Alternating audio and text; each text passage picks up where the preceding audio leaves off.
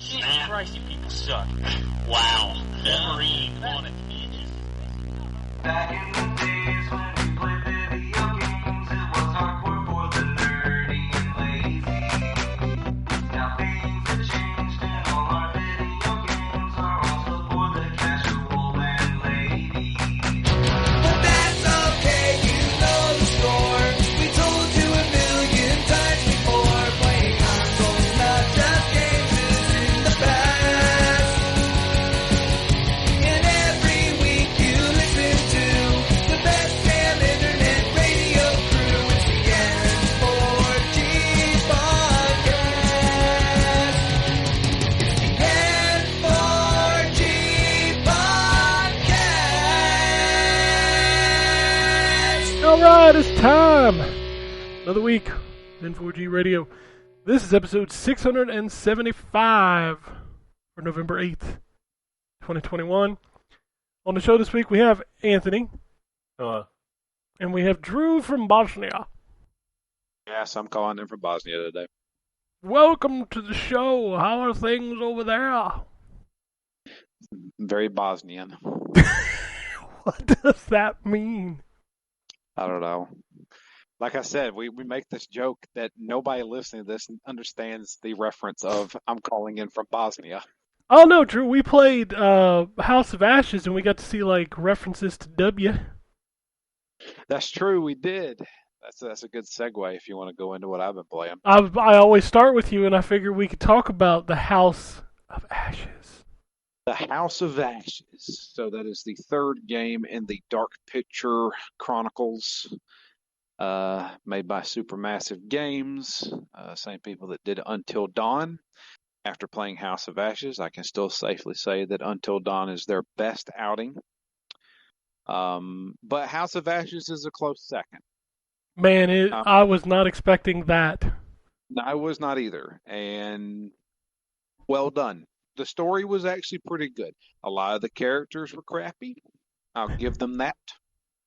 But they really pushed the whole, hey, your enemies are now your allies, and you need to convince everybody to work together. So they did a really good job there, I think. And they did it with Man of Medan a good amount. They did it with Until Dawn a good amount. The Little Hope didn't have that much of it, but the choices. So obviously in a video game, when the A button pops up on your screen and you're supposed to mash it, usually you're supposed to mash it, you know. This game and Man of Medan, they give you choices as button prompts. Sometimes pressing those buttons are not beneficial to your character. So there was a time where, Ken, I know you were playing as somebody who was obviously having a panic attack, and you were doing what the game told you to do, and it ended up not being a good thing. Yeah, it's one of those situations where if you'd have just left it alone, that probably would have been the right choice. Yes. And it happened with me, too, when it came to doing a certain action that I thought would guarantee to kill one of my characters when it ended up killing the wrong person. So they do a pretty good job with those. I wouldn't say they're tricks. It's more of like, you know, in this situation, you got to think of like, what's actually happening here? What are we doing here? So they did a pretty good job there. What they didn't do a good job with was the bugs. Holy crap. You can definitely tell that this was a COVID game because, man. Well, I mean, we went through, like, the end sequence of that game. We probably played like 30, 45 minutes, and we pressed the button one time? Yeah. There were long stretches of basically just watching cutscenes with no actual interactions. Yet things on screen could have been button prompts. It makes me think that they were supposed to be, but the game like glitched out and didn't give us the opportunity to do them. Yeah, I actually went back and looked at a couple of gameplays of this. No, you just don't press anything there. That's insane because some of them are like legitimate like actions. Yeah, like struggling actions or something like that.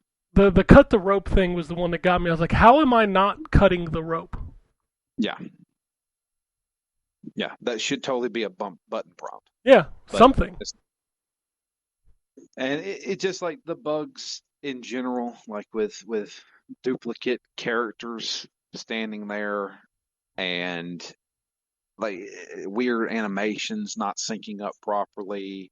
And then of course the disconnects that we had. The sun. The sun. Saw the sun. Oh, I can't hear you. He died. He got dark souled. Yep. So He's yeah, dead. just to kind of go back to what. Oh, was he there? You there? I am here, but give me a second. My wife's calling me. Okay. Well, to kind of talk about what he was referring to. So we would get to the end of the sequence, and we kind of felt like we were done with the game. Like this is the ending, and there was this scene where the sun was coming up, and every time the sun come up, the game would like glitch out and be like, you've been disconnected from the other player. Oh, you gotta be fucking kidding me. So So you had to redo it? Well, here's the thing. The first time it happened, we just redid it 3 times. We just kept reloading the checkpoint, and it did it every single time. So finally, like, we'd been playing like 2 hours at that point. So I was like, you know what, let's just let it go. We'll come back to it another day. So we come back to it and reload it, and it does the same exact thing at exactly the same point. So yes, to answer your question, we had to go back to the beginning of the checkpoint, like that the game marks off as a chapter. And we had to replay that. Yeah. Luckily, it was only about that doesn't matter. 5 to 10 minutes, but still, it's bad design. So yeah, that. But I'll tell you what, I did not see what that game ended up being. I did not see that coming.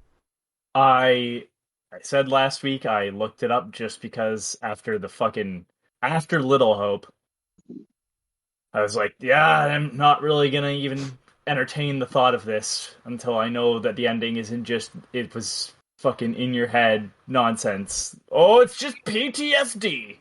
Like, no, it's definitely not that. And it's not. There's good. This one was good enough that I went and like was watching some of the special features to kind of get the backstory of the things that you are running from. It's legit pretty good. It's right up, like I would. It's not as good as Until Dawn, but it's second best. Yeah, by far. Yeah, I really liked how they kind of made you think it was one thing, and then kind of expanded on it as like this is actually what those things are, and like okay, this is super interesting, and I think this is cool. And it even sucks because the way they end it, like when the credits are rolling, the cutscene that's playing, you're like, man, I would watch another one. I would play another one of this story. Yeah. Like, where does it go from here? Because they kind of leave it open to like, oh yeah, well, here's your survivors, and this cleanup crew's coming in. You know. Yeah. Kind of like how Until Dawn did, like where they're being investigated by the police. You know, giving their testimonies.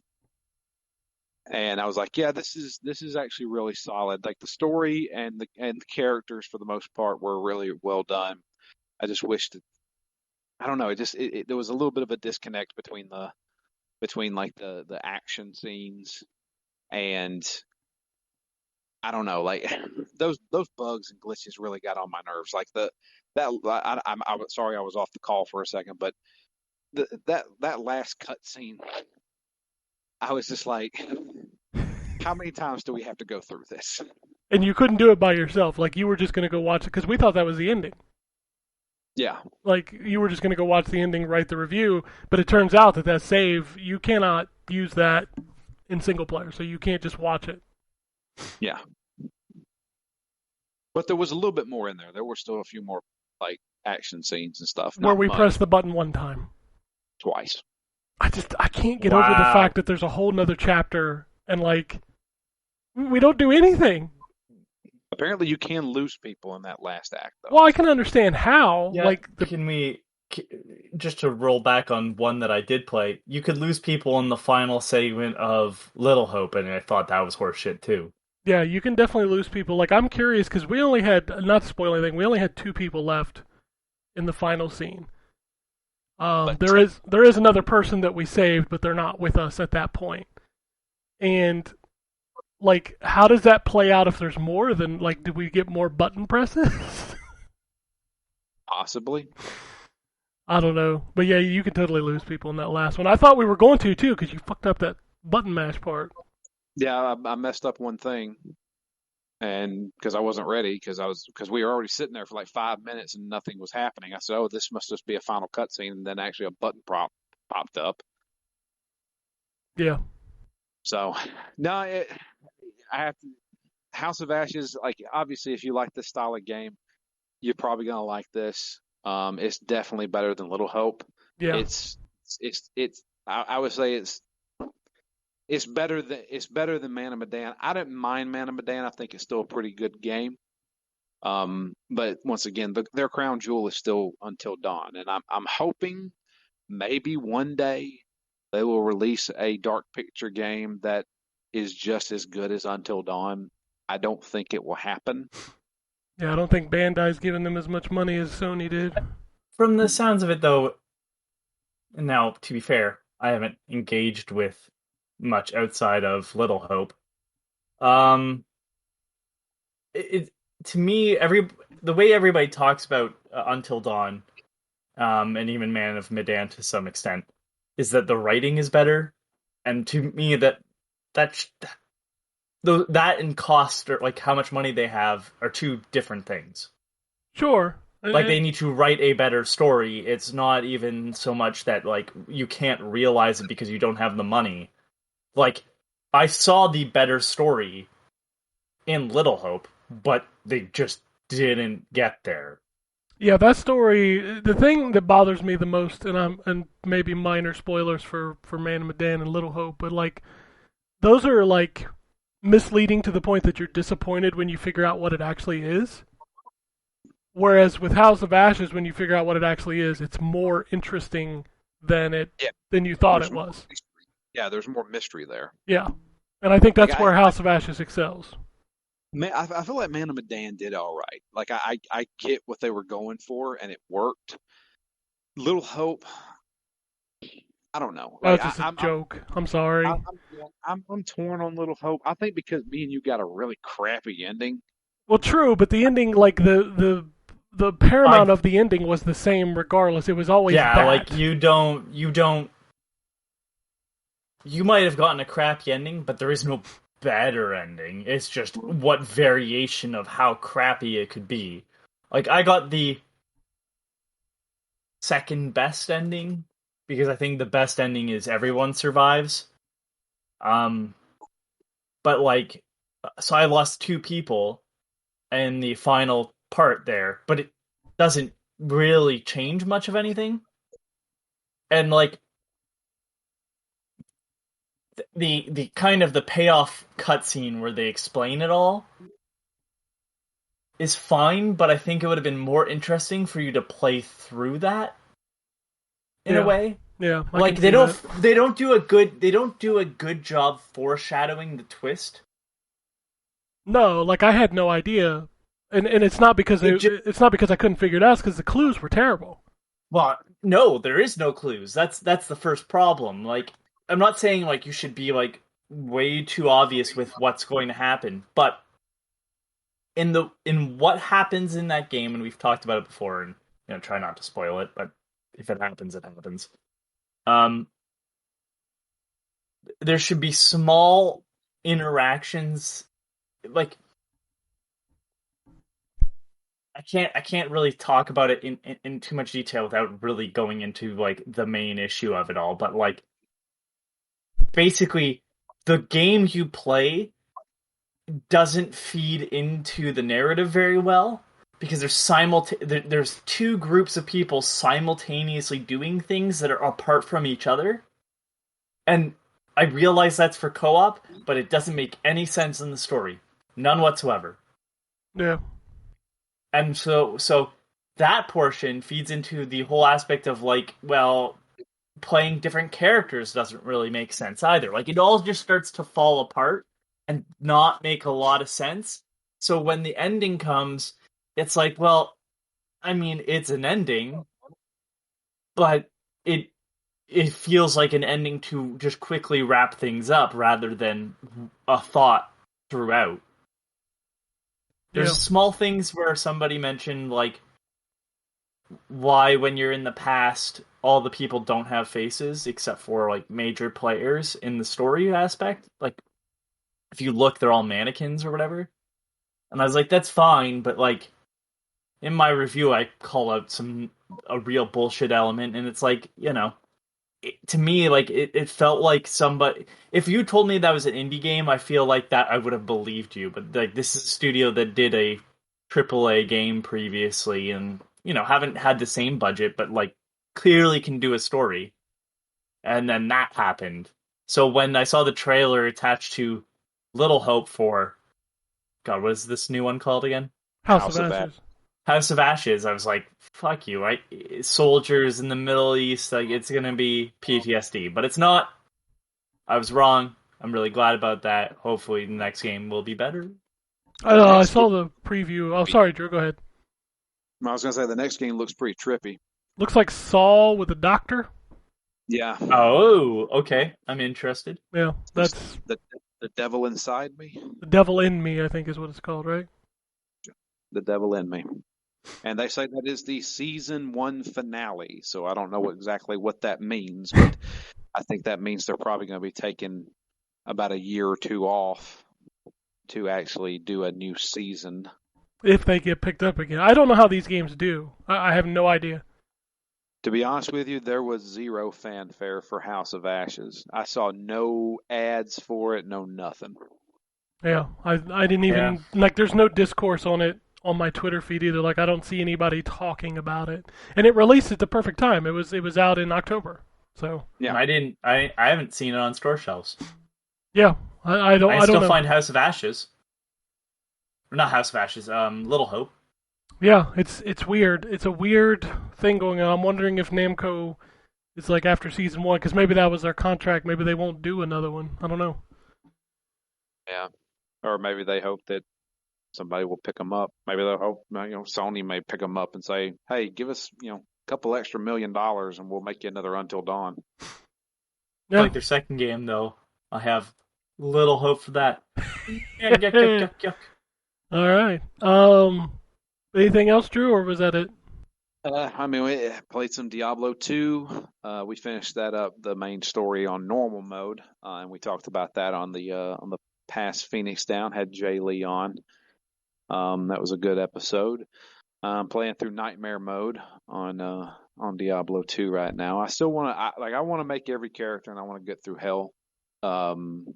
So that's going to take a while, but that's going to be kind of I've got 20, 30 minutes to kill. Why not just jump on Diablo? They fixed some server issues?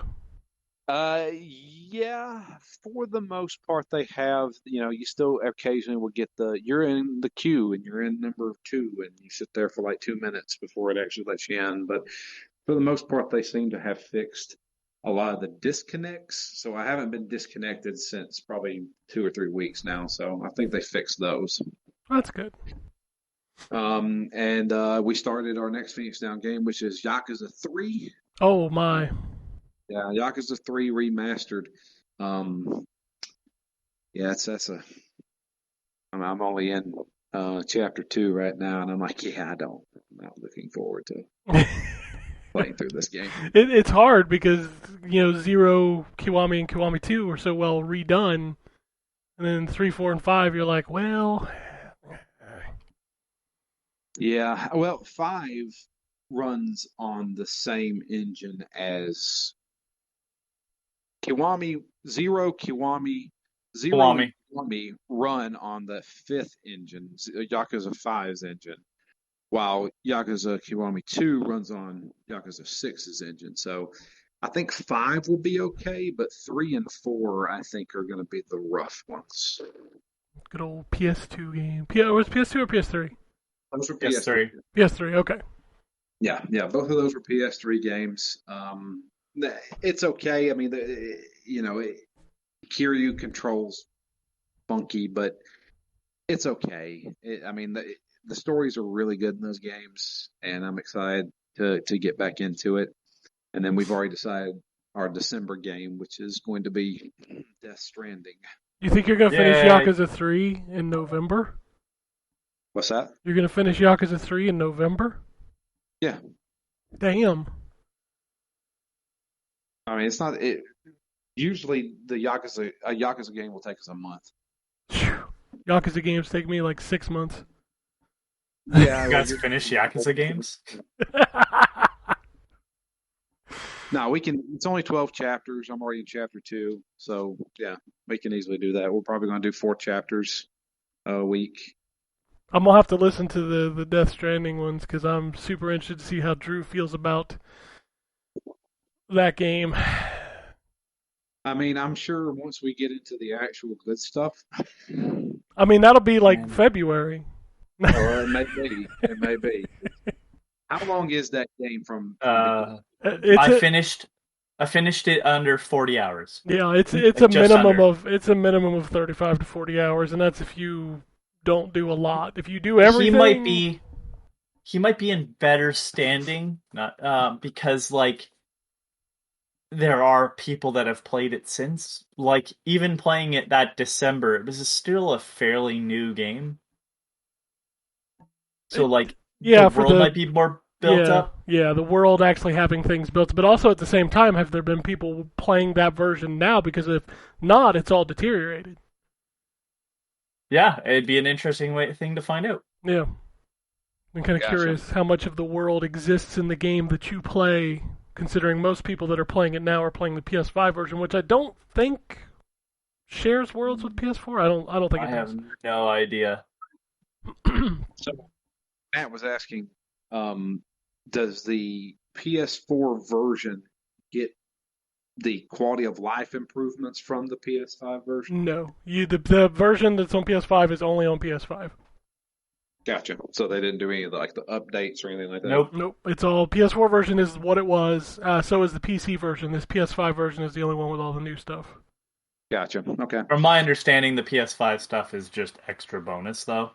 It is. Like it's and not like and an extra chapter of story. It's like, no, do you want to go race cars? Because you No, can no, do that no. now. There is a chapter. Is there really? Yeah, there's a chapter up in the northeast. Okay. Northeast. That's like a whole new area with a new story. Fucking cocksuckers. Yeah, it's pretty good too. It's the trailer that you saw that's like riffing on Metal Gear.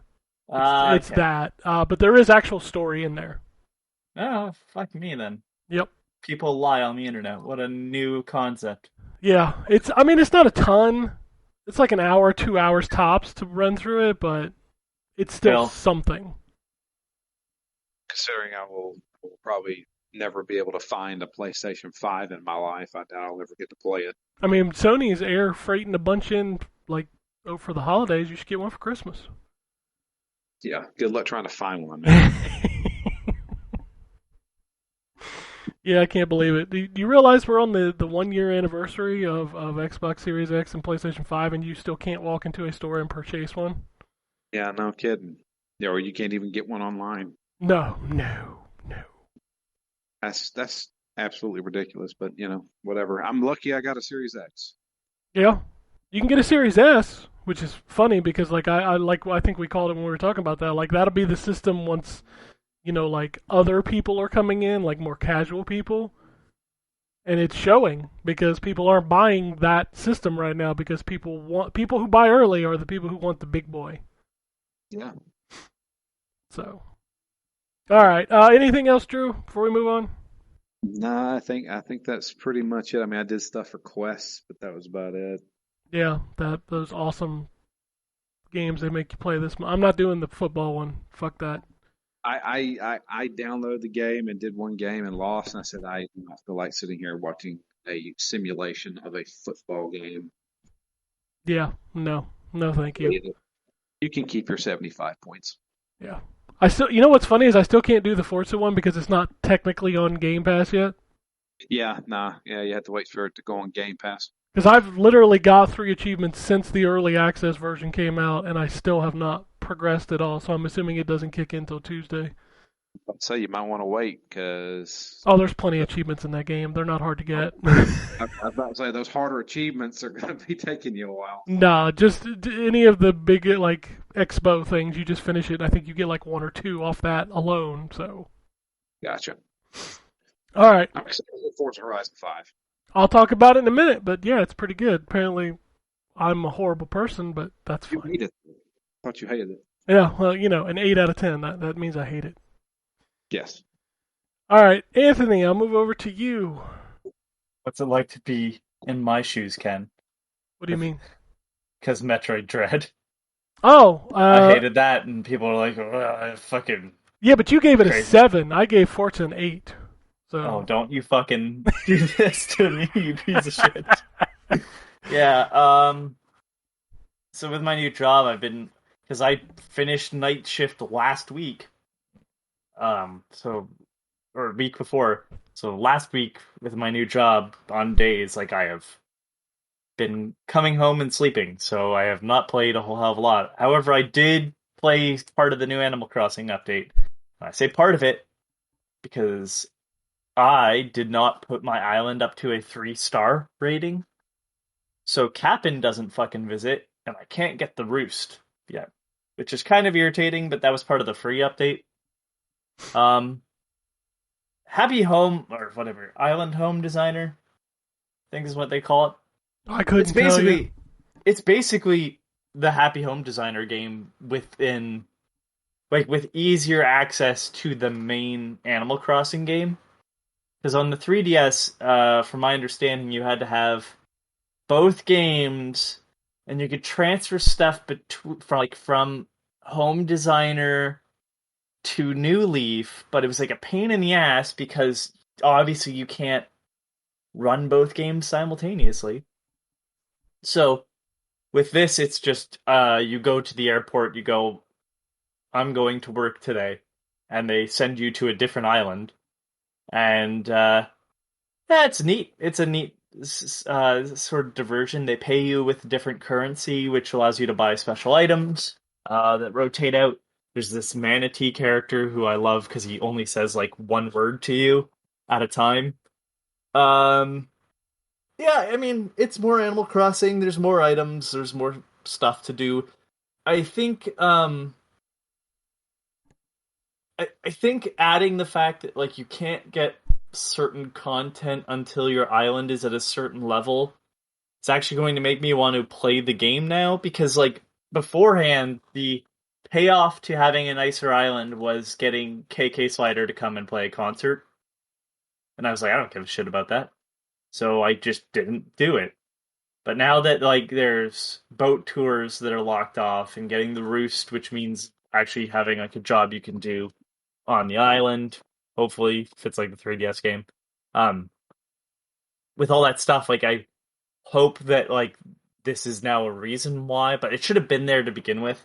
Part of this update is stuff that like should have been there. Like I was okay with Cap'n not being there with his boat because there's now a randomized island that you can go to via the airport and stuff. But it's like the roost probably should have been there. Like I went in and to the museum, and Blathers is like, well, you completed the fossil collection, and I've decided that we're doing posters now. You can buy them once you finish a collection if you want more, but here's one right now. That's just something that should have been there, I guess. Like, if I completed the fossils collection, like, if it's just such a minor thing, I was like, why would you overlook that type of stuff? So there's a few weird things like that where I'm like, oh, yeah, this just should have been there, like, early on. But, you know, I'm just glad an update came because it felt like they weren't doing anything with this. I know you both know how that feels when a game isn't updating. Oh, you don't you got nothing on us. No, I know, but like with this, and specifically Animal Crossing, in general, compared to New Horizons, like the past games have added more and more content each release, and there's a lot of stuff missing from New Horizons. Like, New Leaf still has 2 like full mini games you can play that aren't in New Horizons. I'm not saying I need those games exactly, but it is weird that that is not a thing. And so the stuff that they did add was neat, but it took away some other aspects that I think showed over time as they weren't doing like seasonal updates enough. They were just kind of letting the game play itself, which is fine when the older games had more content, but it seems to be fixed now to some extent. So that's kind of it for me. I played some Axiom Verge 1 just because I'll figure I'll go through that and play 2. Yeah, this week's been shit, and I'm sure you can kind of tell I have a cold, so it's all great. All right. Well, I will start off by informing you that I have introduced my son to the bullshittery of Mario Party. So, I've been playing Mario Party Superstar for review, and this weekend I was like, hey, let's do a game. So we did a 15-turn game. 8 turns into the match, he was, in first place. He had 4 stars. I had 0.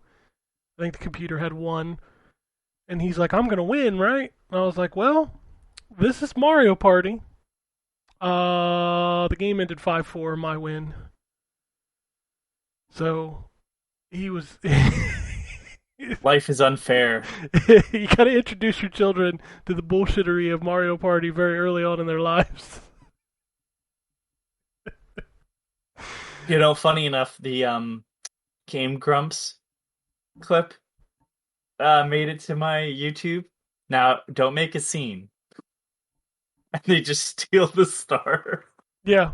That game is... Oh, like he kept asking me, he's like, I'm going to win, right? I was like, this is Mario Party. Yeah, there's only so much that being good at this can bring.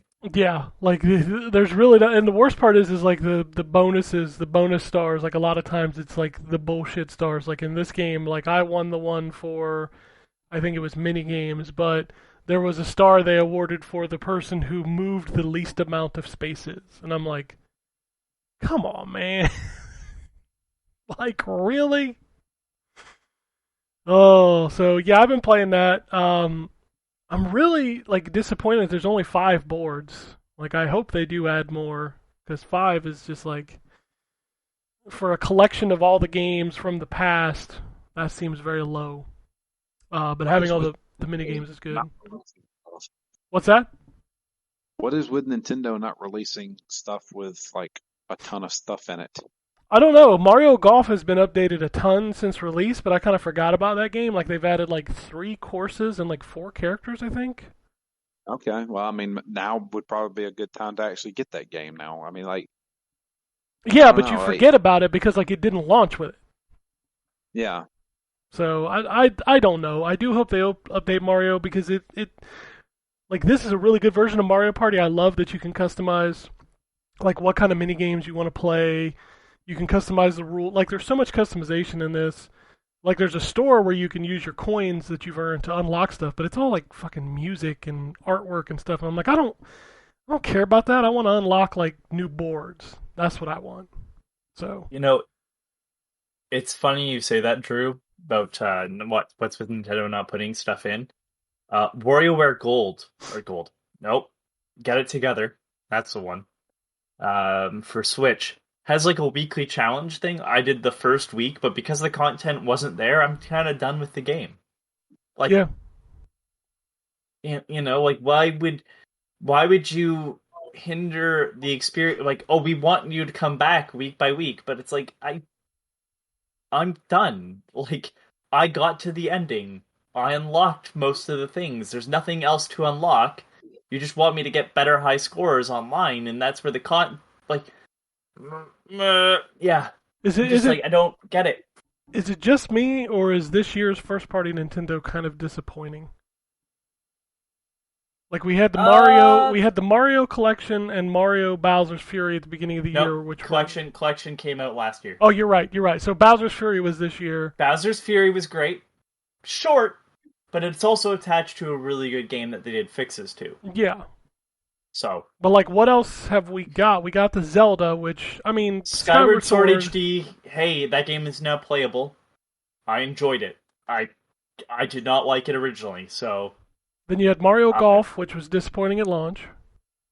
yep. You had WarioWare, which seems like people were excited about it, but then nobody talked about it. WarioWare is a very good game. Like, it's the proper step forward, but if you're... I'm glad I didn't have to review that title, because, man, if we're gonna talk about, like... It did everything right in making the micro games feel fresh, which is something that I can't say has been kind of the case, even with the gimmicks. It got rid of, like, motion control and touchscreen gimmicks and did something completely different. But then there's nothing to really unlock. And, like, with Gold and Touched and Twisted and the original WarioWare, the challenge was you got unlockable actual mini games. Like the first WarioWare, you had Pyro 2, a paper airplane game, Dr. Wario, which is basically full Dr. Mario, and like a jump rope mini game on top of like everything else that was already in there. You ended up having like toys that played with the microphone and touchscreen and the gyrometer and stuff in other games. And then like you get to this one and you can upgrade your characters so they earn better scores. So it's easier to get higher scores online. Ooh. Does that sound like fun? No. Yeah. Like that's what you unlock with coins. Use the coins to trade for things that upgrade your characters. And some of them you can get like in the shop, and other ones you have to like pull a fucking crank and machine drops a bunch of balls out and they open up and like, oh, you got the rare one. Gotcha. Woo. Cool. I don't remember what else came out this year for Well, that people are yelling at the podcast right now because we talk about Metroid. Sorry, but like I thought Samus Returns was a better Metroid game. I like Metroid Dread. I do, which by the way, I have now finished it. I do like that Mercury Steam seems to take beloved franchises and does some really weird shit with their lore. Like, I mean, like the story was not the problem in Metroid. No, Dread. but I mean, like the ending to that was like, whoa, really? Okay, kind of The like ending Lords to of that Shadow, was like Lords of badass. Shadow. That fucking Metroid Dread ending is one of my favorite endings of the year. Like, Yeah, like Mercury Steam is killer at making lore interesting that isn't normally as interesting. Like Castlevania lore, man, who didn't talk about that Lord of Shadow ending? Like that was cool. Yeah. That was cool as shit. And like Dread is right up there with that of like, oh really? Cool. And then we got Mario Party, and I think we're ending the year with Pokemon, right? yeah, Diamond and Pearl remake. Like I'm they excited for pushed those. back Advance Wars, so that's not out this year. they published Bravely Default 2, but I didn't hear anybody talk about that game. That's the weird thing is like people get it's a Square Enix title. Square Sure. Enix publishes everywhere else outside of yeah. I guess Nintendo's also publishing the GTA trilogy coming out, which is weird, but okay. So yeah, Mario Party is cool. I do hope they add more stuff to it over time because I do always enjoy a good Mario Party, and I'm New glad. Pokemon Snap. That's another one that came out this year yeah, that I loved. I still have not played that. I did not buy it. Then they added content to that, but that game was already fucking jam-packed with content. Hey, Famicom Detective Clubs came out. yeah, nobody They were really good remakes. They did. That's right. They remade Miitopia. So Yeah. They published that DC Superhero Girls game. again, nobody talked about it. Game Builder Garage. Boy, that fell off. That thing really dropped quick. like a rock. I'll tell you a game that really helped Nintendo, which is not a Nintendo property, but Monster Hunter Rise, I'm pretty sure sold some consoles. Oh, I'm not I'm worried sure. about Switch sales. I'm worried about first party Nintendo. Like, Oh, that was what was disappointing to me this year. The Switch killed it this year. Like, it got everything. Yeah. I mean, Monster Hunter Rise is one of the best games of And the year. how dare you forget about Big Brain Academy, Brain versus Brain, which comes out December 3rd. Dude, you tell me today, I'll forget before the show's over. Yeah. I was going to segue, too, because you were talking about packing, and I was like, Anthony, there's a game you need to play. Oh, Unpacking? Unpacking is so Yes. good. I've seen it and I want to play it. That game, like, there's no, like, it's one of those games that you can't, like, fail. Like, there's not a fail state, but, like, there's just something about, like, there's something so relaxing about the like, world storytelling, and, like, the pixel art in this game is so good. And just, like, there's something soothing. It's kind of like Drew's, lawn mowing simulator and people's power washing simulator, but like just taking items out of a box and arranging them in a room, and just, I don't know what it is. And like the story that you get, like every time you have to do a new room, it's because the person that you're playing as is like progressing in their life. So you kind of get like this organic storytelling through what you're unpacking, what you've kept over the years, what you need now as you've gotten older. And just, I don't know, there's something about that game. It's on Game Pass, so everybody should at least play through like the first couple levels. It sounds like it's a good partner game for anyone, like, because I didn't really mention it. The Animal Crossing, the Happy Home Designer, literally all you do is design homes. You don't have to pay for stuff. It's just they give you a certain, like, this is what I'm looking for, and then you just go for it. And like it sounds like it's all that weird Zen sort of game where it's just like, yeah, this is relaxing. Yeah, that's 100% what unpacking is. And I can't help but love the pixel art. Like, being able to recognize the GameCube games, like when you get to that Really? era, is just like, man, this is so good. It's so good. I also played Mr. Driller Drill Land. That finally came to other consoles. It's a Mr. Driller game. With RPG elements, which is fucking weird. Explain. So you get like XP. I'm sorry. So like every time you drill, you lose hit points, but you can also pick up potions throughout the drilling to bring your hit points back up. There are enemies that you have to fight that are built into the blocks as you go down.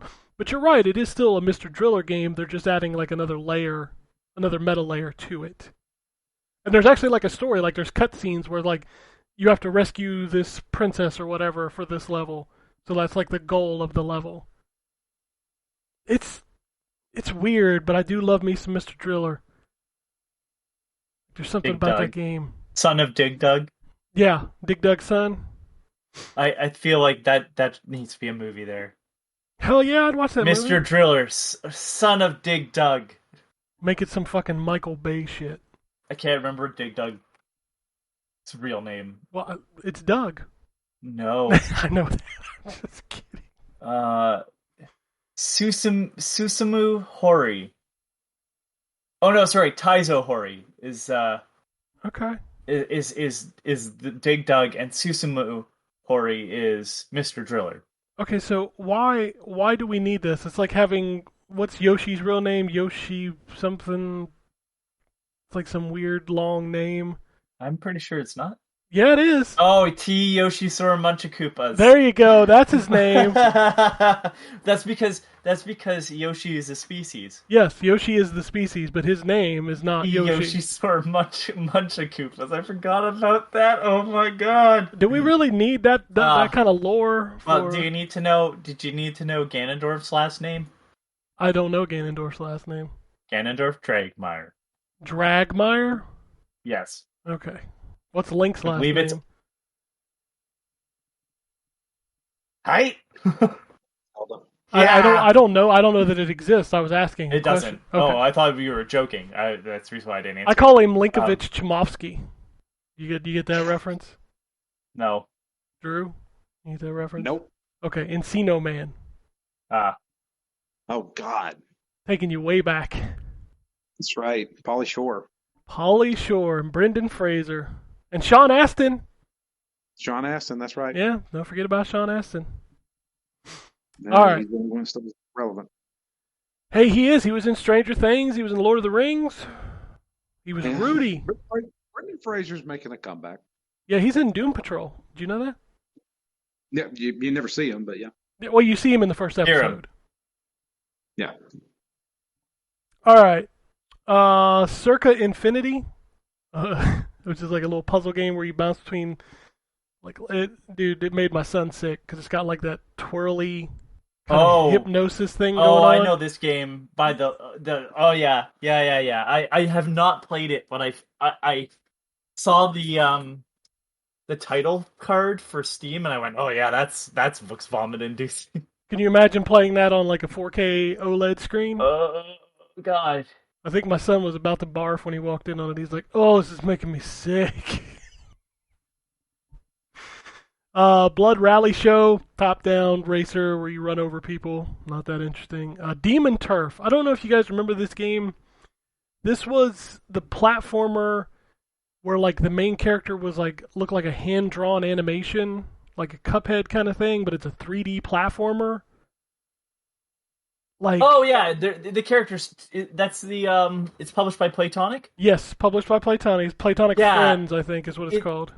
Looks like a game called Kragus Saga. I don't. I might know it if you showed it to me, but I don't know if I remember the name. Yeah, this is like a 3D platformer. Reminds me a lot of. It's got Hat in Time vibes with the character designs, but whoa. Get to the chopper. Is that me? Yeah, I'm Yeah. assuming that's you. I don't do anything. I hope there's not a goblin all up in this bitch. It's the Bosnian golem. He's coming for you. Oh, no, this game is cool. I did have a little bit of issues with like the wall jumping and stuff, like because they focus so much on that kind of animation that's in it that it kind of makes some of the platforming a little awkward. But once you get the hang of it, it's pretty cool. It's got a really cool look to it. And it's definitely wacky. It's definitely got that ukulele / Platonic kind of humor in it. So no, I had a lot of fun with that one. The Gardener and the Wild Vines is a weird game where you're playing this gardener trying to climb a tower and like you can pop up these pedal platforms with your scissors and it's fine. Hukan Bye Bye. That's like a monochromatic, except it's green and black kind of platformer. It's this week's, here's world 1-1, 1-2, 1-3, here's a puzzle platform, figure it out kind of thing, jumping puzzles. Speaking of a Hat in Time, there's a side-scrolling beat 'em up I played this week called Toonch, I think is how you pronounce it. The girl from A Hat in Time is in it. You can play as her or you can play as these other characters. It's a pretty standard, left to right kind of Streets of Rage style beat 'em up game with combos, different enemies, stun effects, air juggles, things like that. It's got really nice animation. I like the characters in it. The design's really good. I think it's the last indie game I played. Yeah. The last indie game I played, why is my scroll not working? Scroll down. Is Bloodshore. And that is the full motion video game that is essentially, we took a bunch of people, put them on an island, and they kill each other until there's one left. But it is a full motion video game, so you kind of pick your choices of things that you're going to do. If you like those games, you'll probably like this, but the thing that I want to say about this game is that it's really well done. Like the presentation is really good, like the shots, the like scene transitions, like there seems to be a lot more money in this than you think there is. Like it's really well done, but again, it's a full motion video game, so your mileage is going to vary whether or not you enjoy it. And then I got the two big dogs.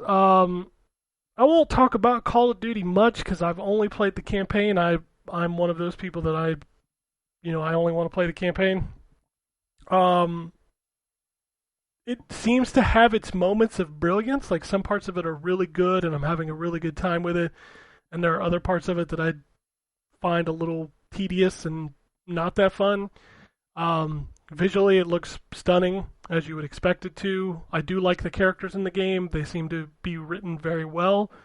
I like the way the story is laid out is that you start off as this like ragtag group of people, and then you get captured, and as you're being wheeled away after being captured, you kind of get the backstories of each of the characters, which I think is an interesting twist. I have not touched the multiplayer of the zombies, so I can't talk about that. The one thing I will say though is like I'm running the game on a Series X in like 120 hertz mode, and there are certain cutscenes and transitions that really like tank the frame rate, and I don't know if that's a bug or something else is going on, but the gameplay itself feels silky smooth. Feels like Call of Duty. So the game I was thinking of when, and you're not gonna know it, Ken. I have a feeling. It's called Chantilly's. Chantilly's. Why does that sound It's familiar? It's a anime-ish looking game, but the world is 3D, but the character is 2D, like a 2D sprite. Okay, no, I don't know this game. And so when I saw that game that Demon I cannot Turf. remember the name. Demon Turf. When I saw Demon Turf, I was like, oh shit, it kind of reminds me of that, but except that came out around the same time, or I picked it up around the same time I picked up other games, so I was thinking it was Croya Sigma. Sure. That's not the game. Yeah. Fucking terrible names of stuff. Anyways. Before I go onto Forza, Drew, I did start up Flynn and the Son of Crimson. That game is very good. Absolutely, it is. That is the next best thing to Shovel Knight, if you ask me. Yeah, it's those are some heavy words there. It's on Game Pass, so put your money where your mouth is and go download it. Yeah, Flynn, Son of Crimson is a fantastic platform action game. Yep. I'm having a lot of fun with that. I think I'm up to the first like main area. So I played for like an hour. It's really good. I'm really enjoying it. Yeah. One thing I forgot to mention, I played probably 5 minutes of it. Is it Non-Guns? Oh yeah, Non-Guns 2. Is that what it's called? Yeah, it's the second one, I think, right? Yeah, that's not for me. I played long enough to get an achievement in it, and I was like, eh. That game is weird. It's like it's like a tiny side scroller, and it's just it's visceral and it's fast and like you can die super easy. It's like it's fine. Everything seems very demonic. Yeah, God, there are so many fucking video games. It's impossible to keep track of them all. Yeah. So the last game I've actually been playing for about 2 weeks, Forza Horizon. That's the game I couldn't even tell you I was playing for like 2 weeks. Is Forza Horizon like that? I think that was my biggest kind of gripe in my review was like I was coming into this. I don't know why I should have expected anything different, but it's the Horizon, formula. You get the open world, you go do the different races, you unlock the different tiers, you collect cars. I think one of the things that was really kind of driving me nuts is like it doesn't, like there's always something to do, which is a good thing, but it's almost too much to do. Like you open up the map and it looks like an Assassin's Creed game. Like there are 6 billion, and the thing is the further you get in the game and the more like areas that you unlock, like it doesn't get less, it gets more. Like it looks like every time you unlock a new area or a new expo or something, it's vomiting a ton of like icons on the screen. And with it being an online game, there's also portions of it that are like, hey, join a group of people and do this race, or race these super hard drivatars in this mode. And then they've got the seasons mode returning, which has like 400 different challenges and race. Like it's so much that you can like totally, well, that was a weird noise, that you can totally get overwhelmed by like so many things to do. And it's just, and I think that was my biggest gripe was like, sometimes I feel like when you're doing the story missions and like the big races, like the racing the plane or the train or the boat or whatever, like that's the best beats of this game. And I feel like sometimes it's hard to kind of get to that. Like you're constantly being distracted by something else. Like there are 500 cars in this game and every car has their own XP tree. I don't need that. Like I don't need a skill tree for all 500 cars. That's obsessive. That's too much. That's just every race I come out of, there are 4 different things that pop up that I need to go check. Check my accolades, check my challenges, check my car XP, check this thing I unlocked over here, check this thing I unlocked over here. It's just like, it's overwhelming how much stuff is in there. Now, on the flip side of that, goddamn, this thing is a visual powerhouse. I don't subscribe to the 30 frames per second feels as good as the 60. I think you're all crazy. They're like, I can't tell this is 30 frames per second. Oh, 100% I can tell. If I switch between 60 and 30, immediate fucking, like, I know. And I think a lot of it has to do with the aggressive motion blur that they use in 30 frames a second. If you're stuck at 30 frames a second, the game plays fine. But if you have the option, switch to that 60. Because a racing game feels so much better at 60. That's not even like an argument. That's not an opinion. That's a fact. That's like saying Go ahead. If it's running at 60, does it run at 4K? Yes, it runs at 4K. What Playground has done is that the 30 and the 60 modes both run at 4K. They've removed some of the world detail. So like where there were 10 trees, now there's 5. Gotcha. So it just takes a little bit. But you won't notice things like that when you're running down the highway at 200 miles an hour. Yeah, I know.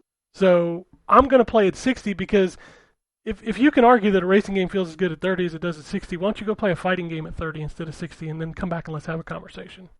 No. Because a fighting game at 30 frames a second is like, it's playable, but it ain't a fighting game the way it's meant to be played. There's a reason why fighting games are always 60 frames a second. Same reason why the racing games are always 60 frames a second. Yeah, I mean, a perfect example, Monster Hunter World, as good as it played on Xbox and PlayStation, the PC version runs at 60 frames a second. That changes that game. Yeah, 100%. 100%. 60 frames a second, whether or not you can quote-unquote see it, you can feel it. And if you don't feel it, then there's something wrong. Because it's just the response time that you get when you're inputting your controls, and it's just there's no comparison. So I see that, and I don't know where that narrative is coming from. People are like, man, I think I might play into 30 frames per second. And man, no. If you have an option, always go 60. Like that's not even a thought to me. Like, always go 60. Racing games, fighting games, and shooters. If there's an option, take the higher frame rate. Deliberate combat games like Monster Hunter or Devil May Cry, things like that, take the 60 frames per second. But I've also noticed that like Forza Horizon is also it's an online game, but like before it's actually out for the Game Pass people, like it's disconnecting from the main session constantly. I did notice that a lot in my playtime early on. How bad is the disruption? Like, is it happening during races and stuff? It does, but the thing is it'll keep going. Like, it doesn't kick you out of the game. It just pops up a message that says you've been kicked out of the session, blah, blah, blah. And it really doesn't do anything except kind of annoy you. Like, it doesn't stop your progress. It doesn't kill the race. It doesn't kill what you've collected, in your world. It just takes away the online events and, like, those little things that pop up and say, like, well, you've discovered 30 roads, but Drew has discovered 50, so he's the next person you got to pass. That kind of stuff. But I'm assuming that'll be fixed before Tuesday, before the game, drops on Game Pass. But yeah, my biggest takeaway in the review was, like, this is a game that to me screams like we're ready for a hub. We're ready for Forza Horizon Infinite, to where we just make a game and then every year you add a new area. Like, we don't need a new game because it's the same thing every time. And I just feel like we've got enough of these now that I don't need a new numbered version. Now, on the flip side of that, these are Game Pass games. So it's not like you're really losing anything by making a new game. It's just somebody downloads a new game. So maybe that's the way Microsoft looks at it. But if we were still paying, $60 a pop for these, I think it would be time just to make a hub. But that's just my opinion. Everybody else on the internet said it was 10 out of 10. I was the asshole that gave it. I think I literally was the lowest score, which was an 8. out of 10. You lose all credibility. What's that? You lose all credibility. I do, because, well, no, Drew, remember, I'm an Xbox fanboy, so every Xbox first-party game, I give a 10 out of 10. But somehow I'm the lowest score on an Xbox. Well, what's clearly considered Xbox's best game of the year. So You suck as a reviewer and you suck as an Xbox fan. I do. I'm kind of like Drew in his PlayStation fanboyism. He sucks at it. He hates all the Naughty Dog games, you know. Doesn't have a PS5. Even on a PS5. Yeah. What kind of pony are you? I mean, it's not like I haven't been trying to get one. Have you legitimately been trying to get one, or have you just kind of given up?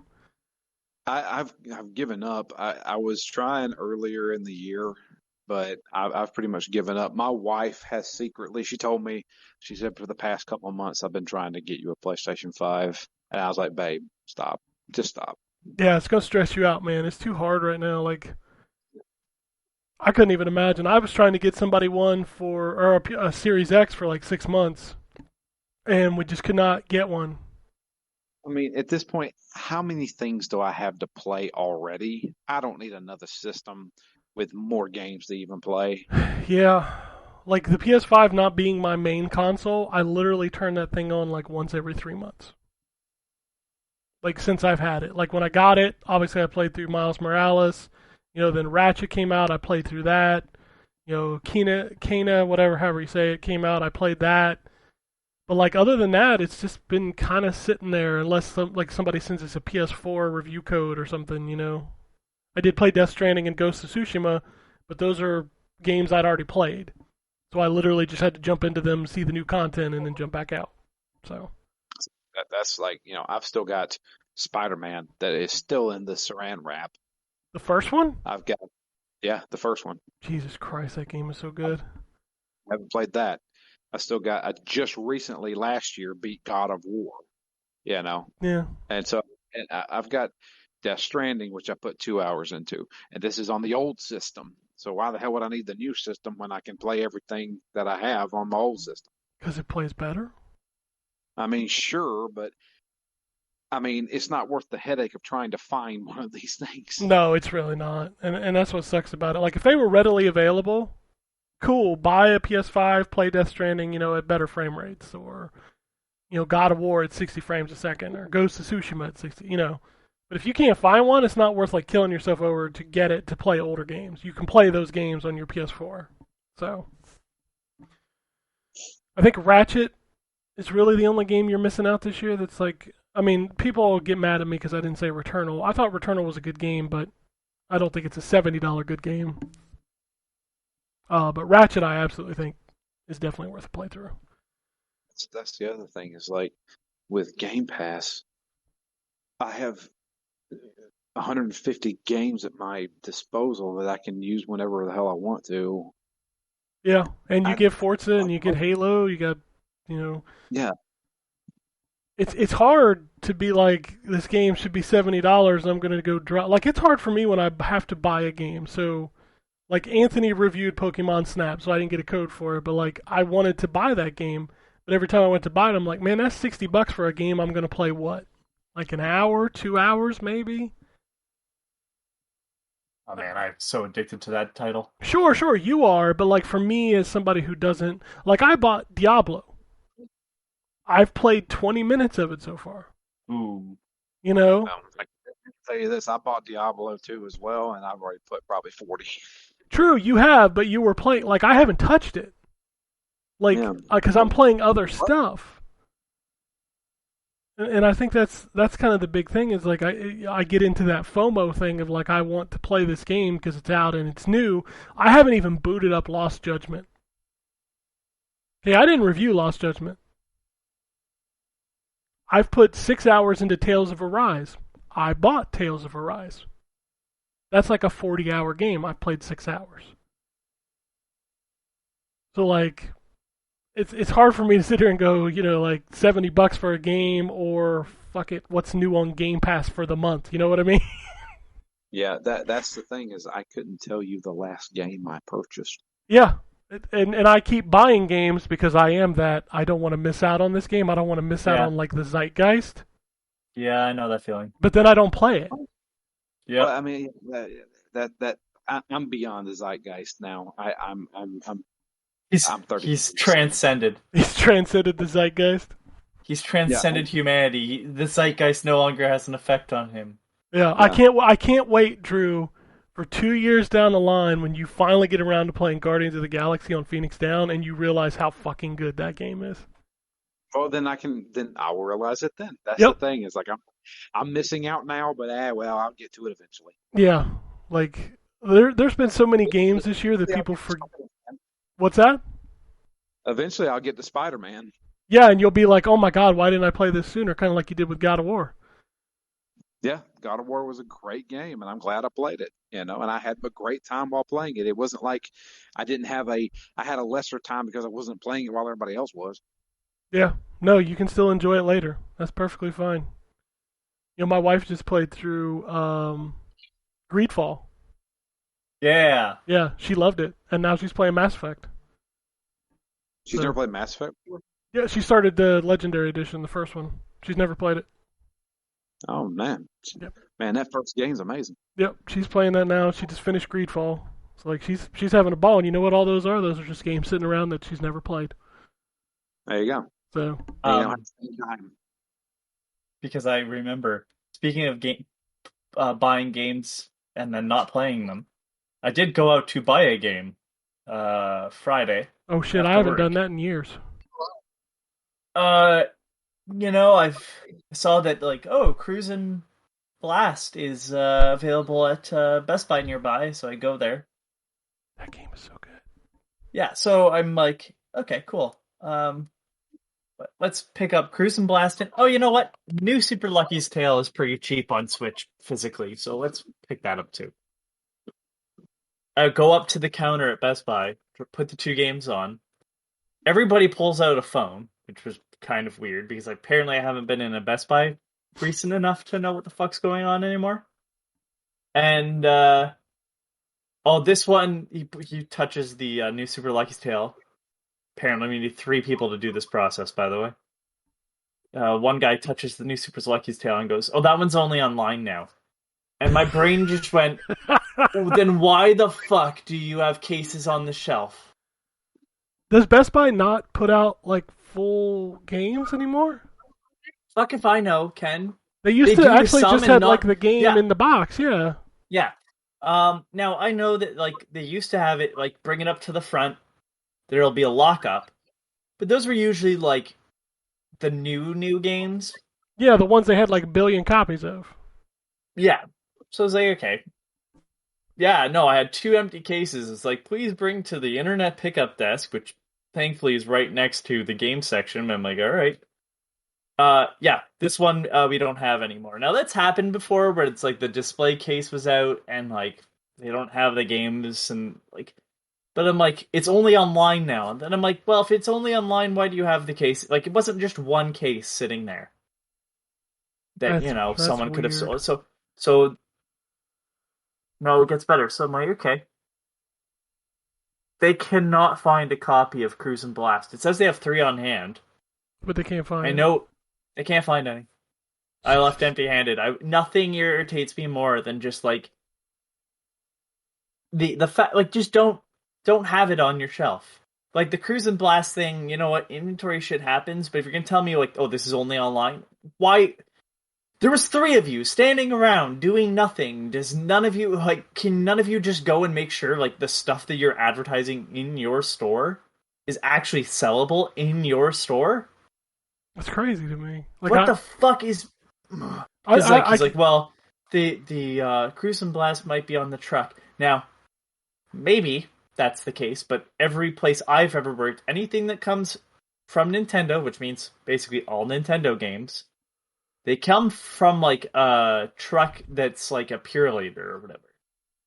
Not a main distribution truck. Could be different with Best Buy, but that was kind of weird too. Yeah, games don't usually go through a transfer center. Sorry, I cut you off. No, I was just gonna say I legitimately have not been in a retail video game store in probably 2 years now. Good for you. Like it's just But, crazy, like- but like it's crazy for me to think of like how much has probably changed since the last time I was in there. You know, the weird thing is, if I go into like an EB Games, it depends on which EB Games I'm in, the quality of the store, which has always been the case, but like now it's more so of how much has all the other shit outside of video games kind of taken over. Mhm. And then the last one I went into was like, well, all of our the PS4 when I asked for Biomutant and they said, well, that's an old game. It came out this year. It's not that old. I mean, I think when we go back to do Game of the Year, we're going to be shocked at how many games came out this year that we forgot came out this year. It's just like, I don't know what the fuck is going on with like games retail, but like a lot of it comes down to it says we have it. Nah, we don't. Then you should work on that because this just pisses people off. Like, I'm lucky it was right next to where I work, basically, because otherwise would have been really pissed Yeah. that I drove. Like, fuck. All I want to play is Cruise and Blast. I just want a cartridge of it because it's going to cost me the same, if not less, for the physical version. Doesn't make any fucking sense, I know. All right. Well, speaking of video game retail, let's talk about this week because woof, this is like the week. All right. We're gonna go through Series X, PS5 first. We've got Airborne Kingdom, Football Manager 2022, Forza Horizon 5 for everybody else who didn't buy it early, Jurassic World Evolution 2, MechWarrior 5 Mercenaries, My Singing Monsters Playground, Gun Kid 99, Real Farm Premium Edition, Grand Theft Auto The Trilogy The Definitive Edition, Orcs Must Die 3 Cold as Eyes, that's pretty good, The Elder Scrolls 5 Skyrim Anniversary Edition, that's right ladies and gentlemen, 10 years later, Skyrim is still coming out. Treasures of the Aegean, Battlefield 2042, Borderlands 3 Ultimate Edition, Human Fall Flat Anniversary Edition, Ty the Tasmanian Tiger HD. I'm assuming that's physical release. All the same stuff for PlayStation 5, in addition Classic Racers Elite. Switching It'll be over- interesting to. I was gonna say it'll be interesting to see what the GTA trilogy, what's actually there for songs. Yeah, I think they haven't released that yet, and we're gonna know No. real soon. PlayStation 4 and Xbox One, a lot of the same stuff, but we're also getting Blue Reflection Second Light. Hey, look at that! That's an anime game. Yep, Jay's reviewing it right now, actually. Connect Tank, American Hero. That's the Jaguar CD game I was talking about last week. American Hero. Arcade Archives, Libble Rabble, Epic Chef, and Gynoug, Gynoug, that's a video game. I don't know what it is, but that's a video game. Xbox One, all the same stuff. We're also getting Alchemist Simulator, and Whiskey Mafia, Leo's Family. Whatever that is. Nintendo Switch. Whew, let's open this bitch up. Gravity Light. I'm not going to go over the things I've already said. 890B. The Adventure of Ravi and Navi. Island Farmer. Juji's Journey. Panmorphia Enchanted. Pups and Purrs Animal Hospital. Retro Highway. Star Wars Knights of the Old Republic. Timingool. I don't know how you say that. A Pretty Odd Bunny. Amazing Princess Sarah. Hop Legs. Pukan Bye Bye. Shin Megami Tensei 5. Venus Improbable Dream. And X-Force Genesis. Whew. Big week. I forgot about Jurassic World 2. I didn't. I just didn't care. I like that first one. I want to play the Not my second type one. of game. All right, let's go true to news. I don't have a lot of news, but the news I do have is probably going to spark a lot of conversation. So we'll get to the we'll save the two big dogs for last. Midnight Suns, that new Marvel game, has been delayed. I think 6 months. It's not terrible. No. So, you know the narrative online that Xbox Game Pass is ruining video games because people don't have to pay for it? You know, they just get that dollar subscription. You know that conversation? Yeah, sure. So I do. Forza Horizon 5 is not available on Game Pass yet. That game just passed 1 million users. Huh. So you have to pay to play that game right now. And it has 1 million users in 2 days. So... But the insiders know, Ken. Come on. Yes. Those people that say Game Pass has ruined video games, but, you know, Forza's already got 1 million people playing it. And in order to play it, you either have to have paid for the $100 version, or you had to have Game Pass and paid for the premium upgrade, which is $45. So, that game made a couple dollars. Skyrim, the one we just talked about, $20 if you want to upgrade to the Anniversary Edition if you already own it. So it's not a free upgrade. Which also sparked a bunch of conversation online because, you know, upgrades are supposed to be free, but, you know, people have given Sony crap for charging for, like, Ghost of Tsushima and Death Stranding upgrades, but, you know, Xbox doesn't. But doesn't Xbox own Bethesda? How does that work if you have Game Pass? Like, does anybody know? I don't know. I'm so done with Skyrim. I don't know. I'll be It was interested to see. It was a good game. It It was not a great game. Like, I'm sorry, it just isn't. It's fine. But, like, a lot of that content is just kind of meh. No, I mean, there's more of it now in the Skyrim Anniversary Edition. I will definitely look at it on Tuesday and see, like, because I own Skyrim on Xbox, so, like, will I have to pay if I have Game Pass? Like, if I have Game Pass, will I get, like, a discount? Like, how does that work? I don't know. I'll figure it out this week. To be clear, I think Oblivion was better. That's the reason why I'm like, Skyrim. All right. We've got a bunch of news about Square and Crystal Dynamics. So Square basically came out and threw Crystal Dynamics under the bus for the Avengers. Basically That's saying, not a surprise. Yeah, they basically said in their statement, like, you know, we didn't match the right team to the right, like, yeah, basically blaming them for the.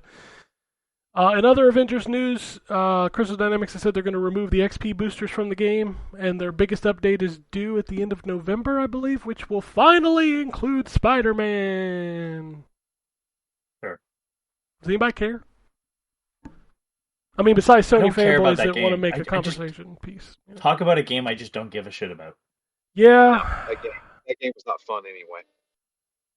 it sucks, man, because if you play Guardians of the Galaxy, you see what could have been. Makes me sad. And, like, it feels like Square wants to just throw Crystal Dynamics under the bus all the time. Oh, you know, the Tomb Raider's not selling so great, and it's a Western thing. Like, You know what? that's your fault. You're the one that markets this shit. You know what would not shock me? We had this conversation a while back. Microsoft is working with Crystal Dynamics on Perfect Dark. We kind of mentioned, like, maybe it's a tryout, maybe they're going to buy them. I think Square hates Crystal Dynamics so bad that they're just going to, like, give them to Microsoft at some point, right? I don't know. Also, Wombat never listens to these shows, but here was my tweet the other night. What if Microsoft buys Crystal Dynamics and they bring the Legacy of Kain IP with them? It won't happen. Shut up, Anthony. Don't ruin my dreams. Your dreams are dumb. How is that a on dumb this. dream? Were you telling me you would not play a new Legacy of Kain from Crystal Dynamics with Microsoft money? Ken, I'm telling you it's dumb not because it's a bad idea, but because it's not going to happen. Let me dream. Drew still dreams about Rocksteady and Teenage Mutant Ninja Turtles, but you don't give him a hard time. Every damn day. See? Because that's actually more likely to happen. No, it is not That's- likely to yes. happen. Then fucking yes, it is, because it doesn't have two fucking groups of people trying to like. Who owns Legacy of Kain? Square. Who owns it? Square and Crystal Dynamics is included in the IP. I don't know own the about IP. that. Was it just the first game that's in fucking? Yeah, it was the only one that was Shambles? made by Amy Hennig and what was it? What's the name of that company? Ryan would know. Silicon. Silicon Knights. Yeah, Crystal Dynamics took over that IP after that, and it's been there since. No. Whatever, I still don't think it's happening. Who has the Ninja Turtles IP? Well, Nickelodeon owns it fully, so they can do whatever the fuck they want with it. True. Who owns Rocksteady? Well, at this point, I have no idea. Nobody knows. Warner Brothers owns them. Right now. They've had.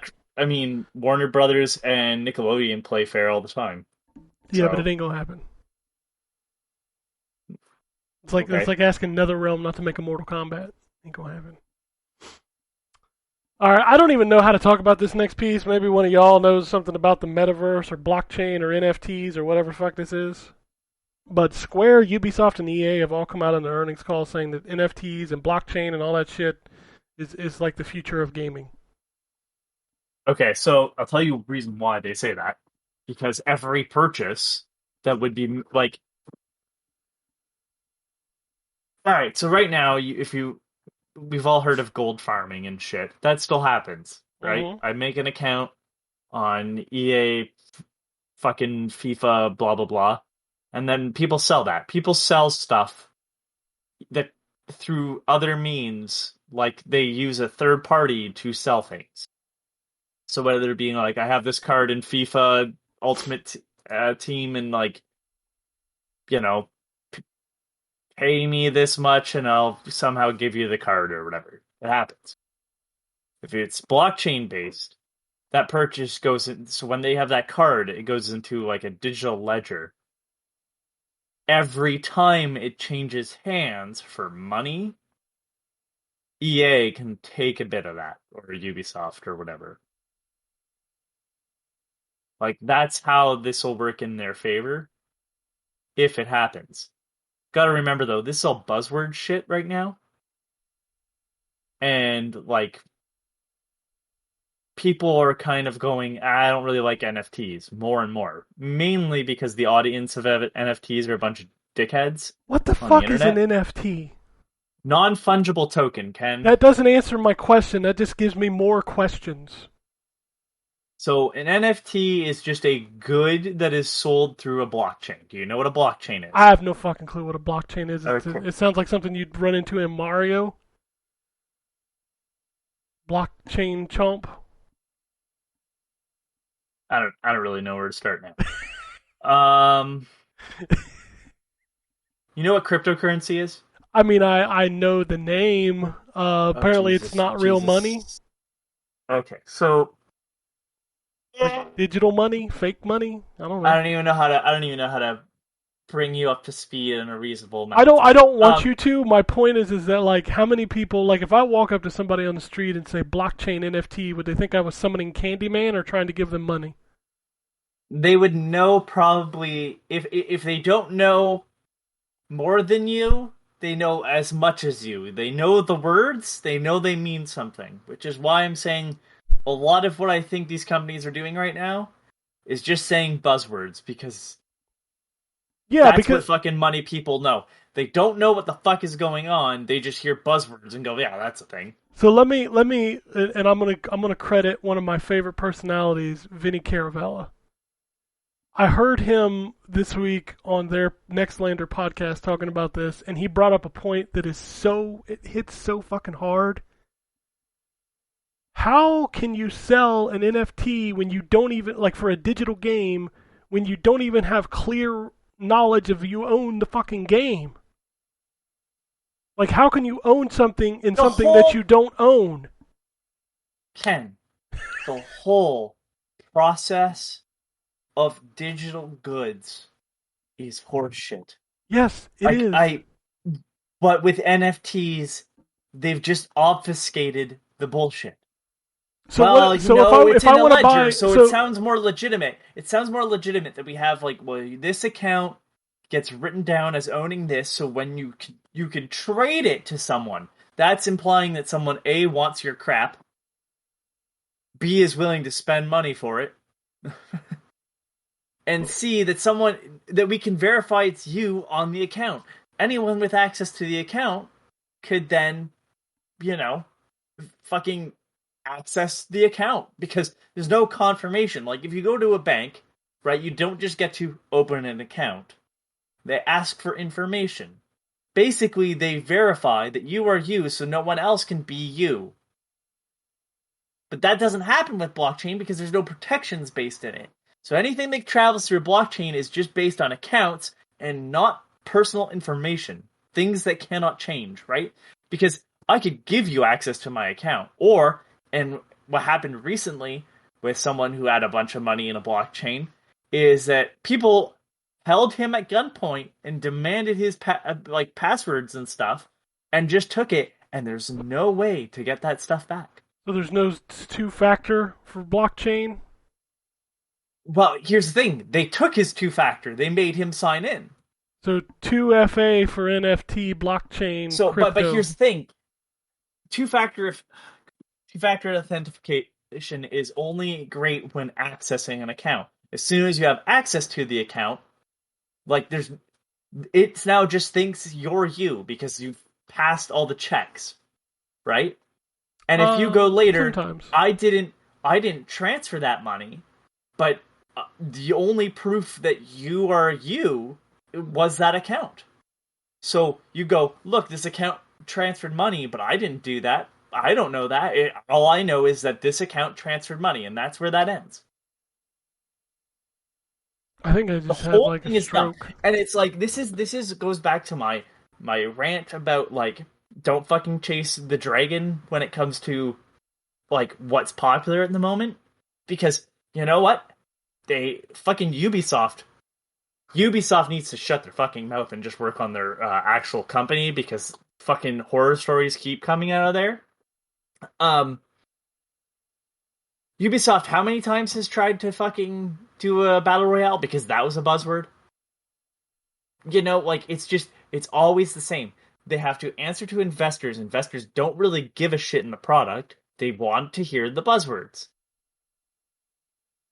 Online, microtransactions, NFTs are popular now. Battle Royale is popular. It's all these things that you just have to checkbox. But the problem is that with NFTs and blockchain technology, every transaction that goes through, if EA's running it or Ubisoft's running it, Ubisoft can scrape a little bit off the top. So they can make money on every transaction from player to player, not just player to a main server. And the non-fungible token just means that it's like you have a proof of purchase attached to an account. Okay. Is there anywhere I lost you other than entirely? I think I checked out. My brain just cannot understand these things, and like every time I hear, it's kind of like when I get a press release about a video game and I start reading it and I see the word rogue or card or Souls-like, I stop reading. And here's the thing, right now, the only important part to note is that up until like recently, and I think recently, like within the last 48 hours, NFTs like have been pretty avoidant on taxes. So it was really easy to kind of make money without having to like get it taxed. But for the sounds of that, that's going to end quickly. Like legislation's being passed and stuff. So probably was great for these companies at one point, but I don't know if that's something they're going to continue doing or follow through with, because that's happening too. I just don't need my NFTs in my video game. I will never buy an NFT. There's a Twitter account called Coiners Taking L's, and it just covers like how fucking stupid NFTs are. I mean, every time somebody's tried to explain it to me, I'm like, you sound like a person who only half knows what they're talking about because this thing is so fucking hard to explain that you can't even explain it to people who don't understand it. Like, that's how ridiculous this whole shit sounds to me. Like, when people were talking about how much money they were making on Dogecoin or some other... It's the same.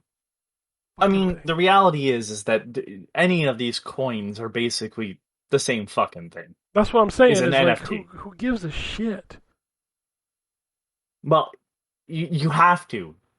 You have to give a shit if you're involved. But Because I'm if you not, don't so I give a don't. shit, hold on. But what I'm saying is you have to, because that's the only way it's worth something. Is if you can get the next person hyped up enough to believe in your horseshit. Dude, I blocked NFT from my inbox. Like, if there's an email that has the words NFT in it, it's just gone. It's funny we didn't. I don't think we talked about it, but like Valve will not let NFT games on their platform. on Steam. Good.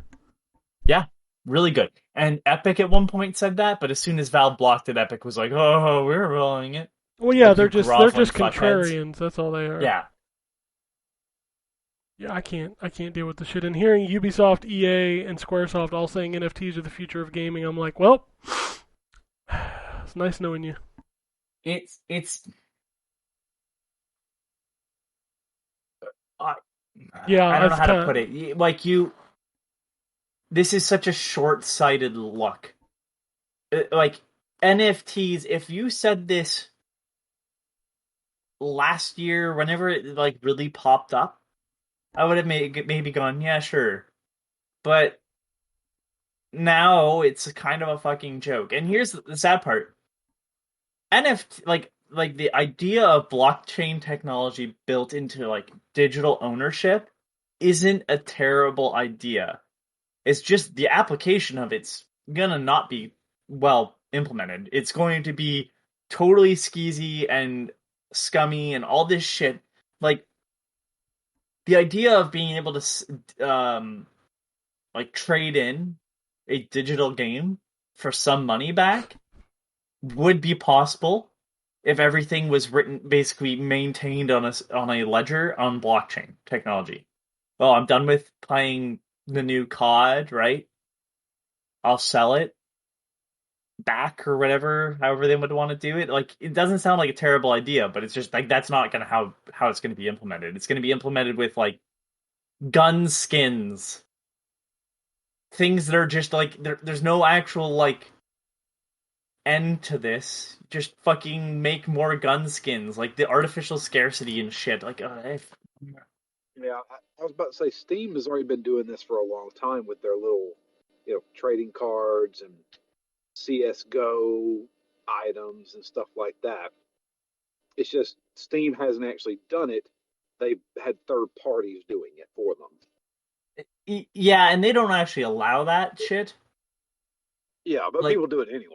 Yeah, and there's the difference. Like, and with all that stuff, it's just pure randomization. Like, it's not actually like, oh, this is a 1 in 10,000. We're not really making any more. Like, they'll do that with certain things for like tournaments and shit, but like they're not using blockchain technology to fucking do it. Like, blockchain to process anything through a blockchain just requires way too much energy. Like, the whole thing is just like fucking burning money to make money. Doesn't make any fucking sense. It's dumb. I hate this fucking conversation. I'm sorry I went into this. Just like, I know enough about it to hate it. Yeah, Everything I know more, every time I learn more about it, I'm just like, yeah, this is still terrible. It's just far worse than I expected. Yeah, I've never wanted to have a conversation about blockchain and NFTs and all this bullshit, but then, these game companies are talking about it. I'm like, nah, dog, that's not it. Well, and then like, you mentioned metaverse. Are we moving into that conversation? I don't even want to have that conversation. Like, again, I don't want to have a conversation about something I don't understand, and I think it's just all digital bullshit. I don't even want to talk about it. Just quickly, the guy from 2K, whoever he is, I don't fucking remember, is was against it, but then is also like for VR, and it's just like, again, this is all like buzzword nonsense. And the fact that Metaverse has been popping up more and more. Don't fucking give in to Facebook like trying to rebrand. This is just them saying, "Oh, we're not actually Facebook. Facebook is a separate entity outside of what's actually Meta as a company." Don't fall for it. They're still Facebook. Make sure the government splits up their companies. God damn. It's ridiculous. All right, I got two more stories. One of them is probably to spark a little conversation. One of them is definitely going to have conversation. So the first one is, there was a press release that went out at like 12 o'clock at night. Microsoft and Sega have joined forces to do a cloud initiative using Azure to create the next generation super game. Yeah, this is what Sega talked about. They were just like, "Oh, we're going to be making this super game. It's part of our process, or like on our schedule or whatever," and they never said anything more about it. So I'm just going to assume it's a pile of horseshit, or it's not a very good idea. They also mentioned existing IP in that release statement. I think the big question everybody had, like everybody was freaking out, was like, does this mean Microsoft and Sega are going to make exclusive games? No, probably not. No. But this does strengthen the relationship between Microsoft and Sega, which was already good.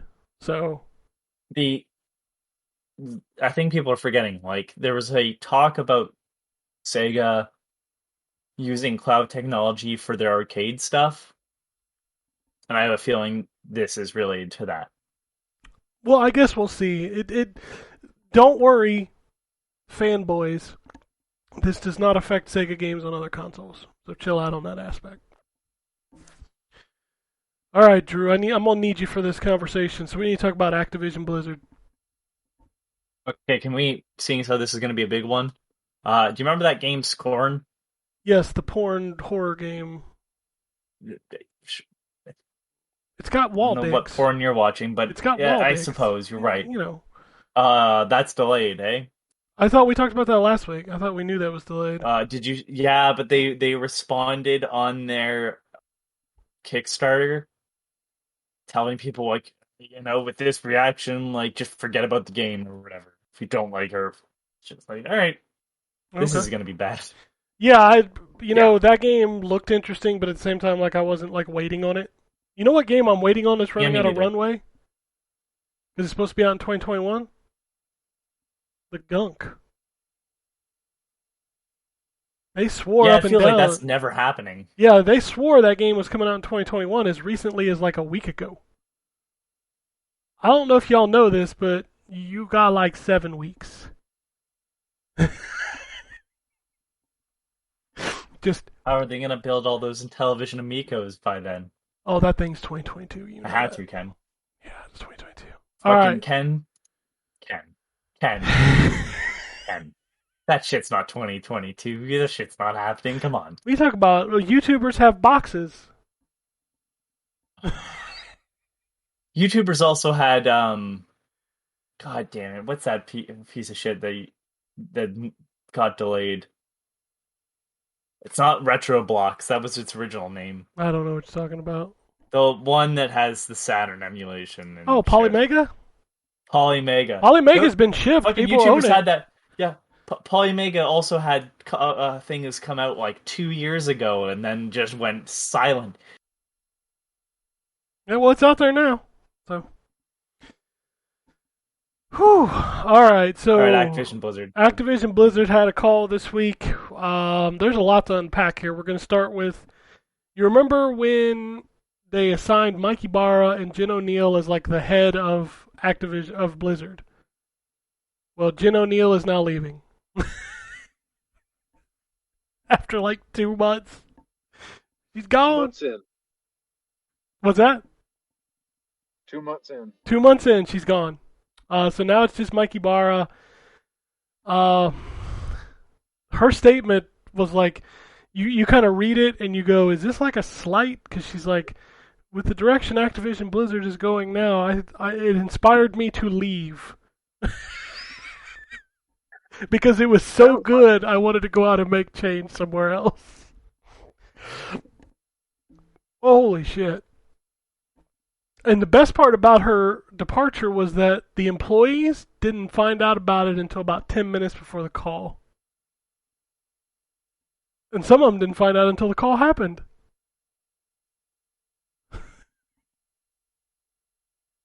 Man, Oh, there's more. Bobby Kotick is taking a pay cut. Like he's only going to make like $62,500 a year.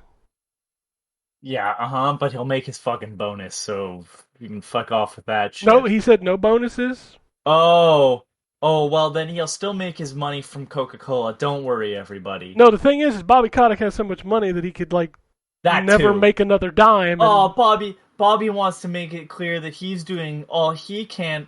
Bobby, make changes. The money's not gonna fucking help. Make changes. All right. I'll take the hit. So let's get into the part where we need to have a conversation. So also in this call, Blizzard has announced that Diablo 4 and Overwatch 2 will not be out in 2022.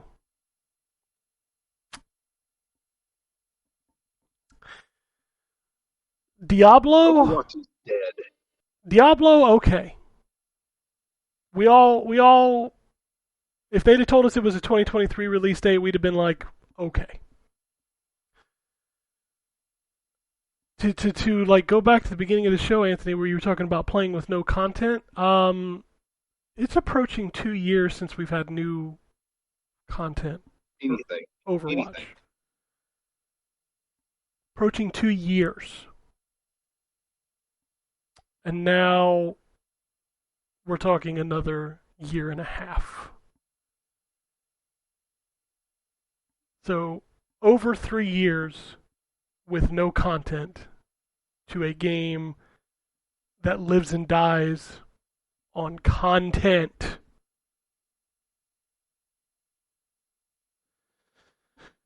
It's a dead game. It's dead in the water. Yeah, I watched a lot of like the Overwatch players, the streamers this week talking about this. And it's not, there's no way. No. There's just no way that this game survives until 2023.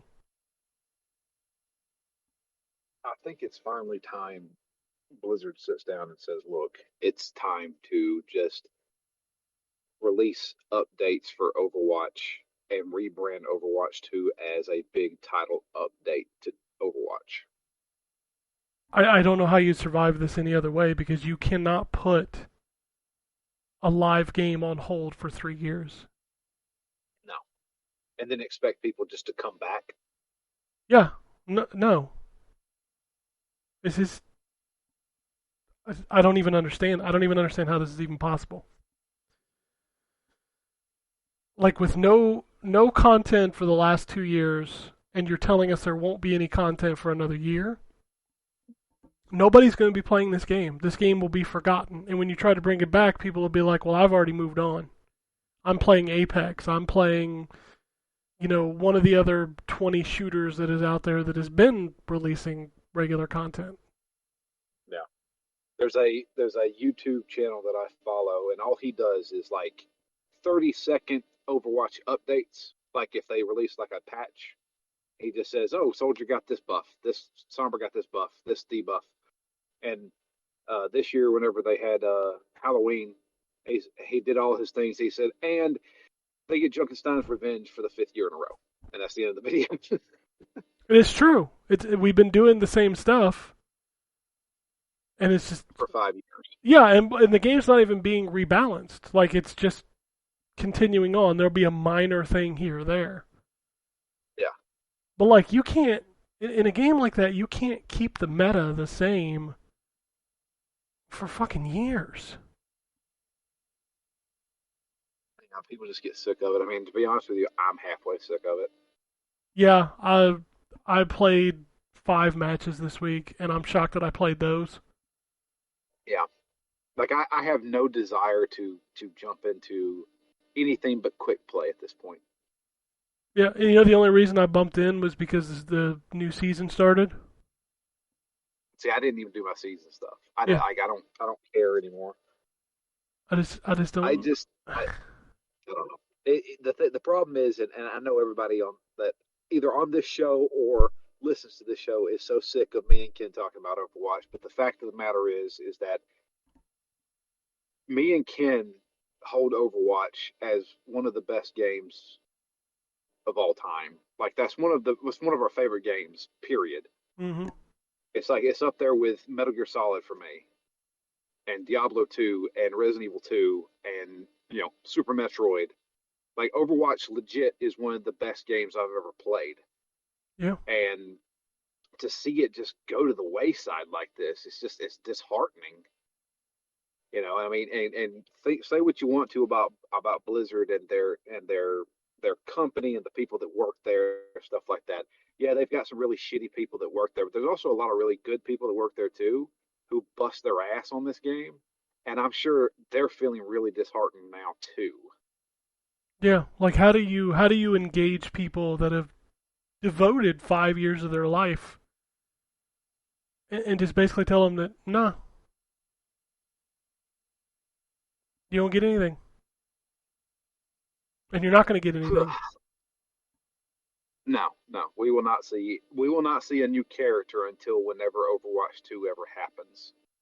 Which is at this point over 12 months. Yeah. So we're going to literally be 3 years before we get a new character or a new meaningful map.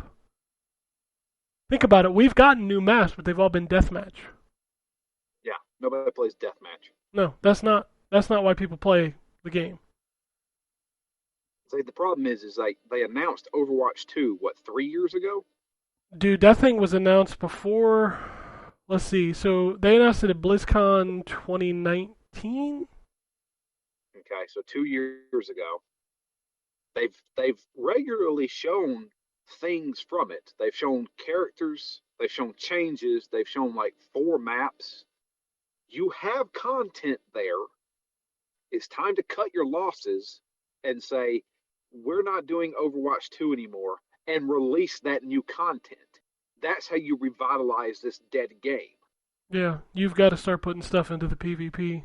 But then they don't. Then they have to explain to their investors, well, the reason why we can't sell the new thing is we're giving it away for free or whatever, and that'll not go over well. Well, let's see. Let's see who they want. Do they want money from the sales of Overwatch, or do they want money from their investors? They want money from their investors. Yeah. Then Overwatch 2 will be 2023. I would say probably late 2023, and it will come out to middling sales. Yeah. And then they'll probably just let it die. I mean, it's dying now. Yeah. I mean, there's... This is like the last 2 years of the Wii. You remember that? Yeah, it was pretty bad. The last 2 years of the Wii, there was 0 games that came out for that system. Yeah. I mean, that was all of the Wii U. I mean, pretty much. Yeah, but people try to forget about the Wii U. The Wii U had some bangers.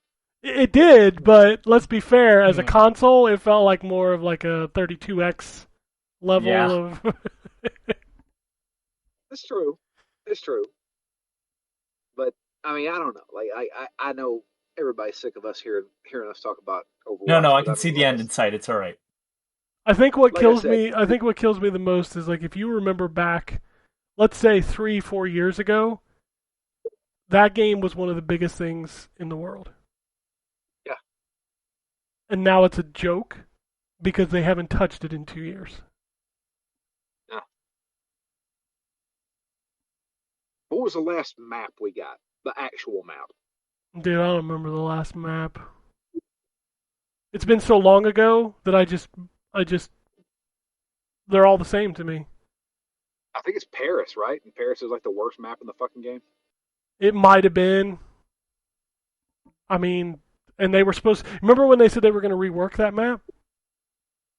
Yeah, they never did. No, they never did. In fact, they've just left it out of competitive play They for... just left it out of the rotation. Yeah, it hasn't been in the rotation in like a year and a half. Yeah. But Drew, what final year of the Wii are you talking about? The final years of the last year of the Wii, nothing came out for that damn thing. 2011 was the last year before the Wii U.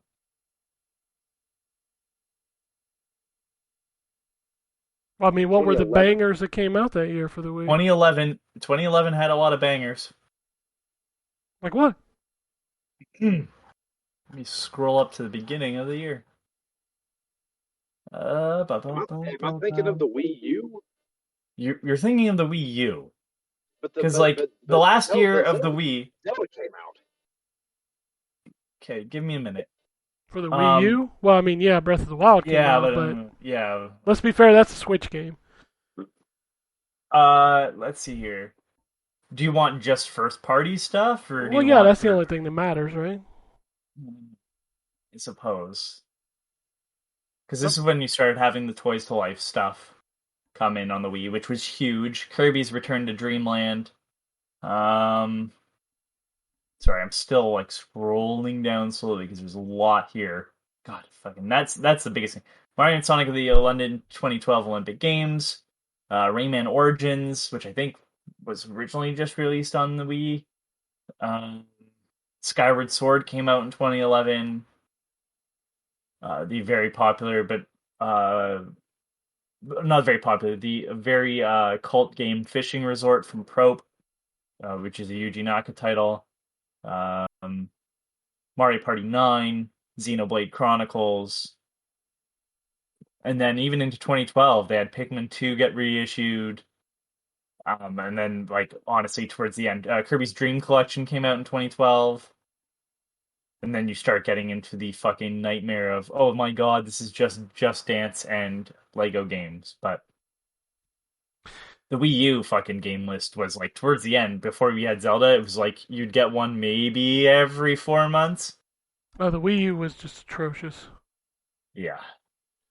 I think I'm getting the Wii and the Wii U confused. I think There so, was too. like one of their systems that like for like almost 2 years they just abandoned that system. Which is funny because the Wii U only lasted, what, like 4 years? 3 or 4 years? It was like 4 years tops.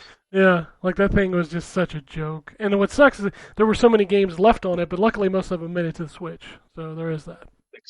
Except for the one that I want. Which one?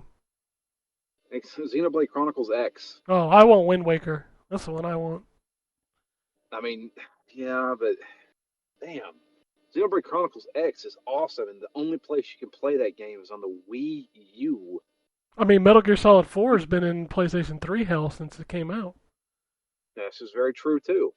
Yeah. These are both horrible facts.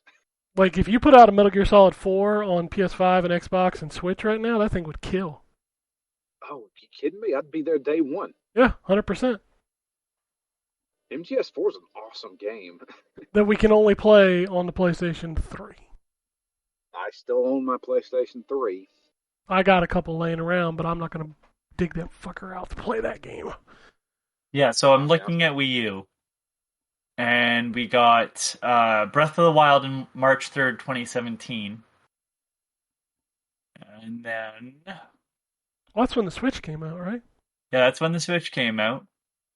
Before that, Paper Mario Color Splash, October 7th, 2016. Which wasn't, like, amazing by any means. I'm just looking at first-party stuff. Because a lot of this is, like, third-party. I mean, Axiom Verge came out for it 2016, but, like, Yeah, I don't... came to other stuff. Tokyo Mirage Sessions, June 24th, 2016. That's a very niche game, let's be fair. I know people herald it, but that's not a system seller. Fucking Mini Mario and Friends Amiibo Challenge, April 28th, 2016. Star Fox Zero and Star Fox Guard, April 22nd, 2016. None of these are like, woo! How the hell did we go? How the hell did we go from Well, I'm just Overwatch saying, like, to the Wii U? You had remakes and you had, like, kind of mediocre first-party releases for years. Devil's Third. Oh god, that game! That game Mario is in Tennis Wii U that wasn't hell. very good. The Animal Crossing Amiibo Festival. Like, they were releasing games, but they just weren't very good. Well, I mean, let's be fair. The Wii U was not very very good. But Overwatch, on the other hand, Anthony, is very good. But it's also dying that death with mediocre releases. I think I am the biggest proponent. I'm probably a bigger proponent than Drew of continuing to play that game, and even I am getting to the point where I am not... Like, I'll get an itch, which is what happened this week. I got an itch, and I wanted to play it, because it's... Yeah. The thing is when you've played a game for 5 years, you are so muscle memory familiar with that game that it's comfortable to play. Yeah. And even I'm not playing it nearly as often as I even was 6 months ago. 4 months ago, like earlier in the summer, I was playing Overwatch more than I am now. I don't even... Yeah, I feel... I can't. I feel like if there's nothing till 2023, I mean, at that point, I just can't. It's going to be so long that the pros who made their name playing Overwatch will no longer be young enough to play Overwatch 2. They will be old in the esports arena. I just don't get it. Like, I don't know. And then the other issue, like if you jump into Overwatch, the matchmaking is so messed up now. Oh yeah, you can't. You either steamroll the team or they just beat the crap out of you. That's it. Like, there's no good matches anymore. No, there's not. It is literally what you're saying. Like, you'll get a good match out of every 10. And the rest of the time, it's just like, well, did you get the team that's going to win, or did you get the team that's going to lose?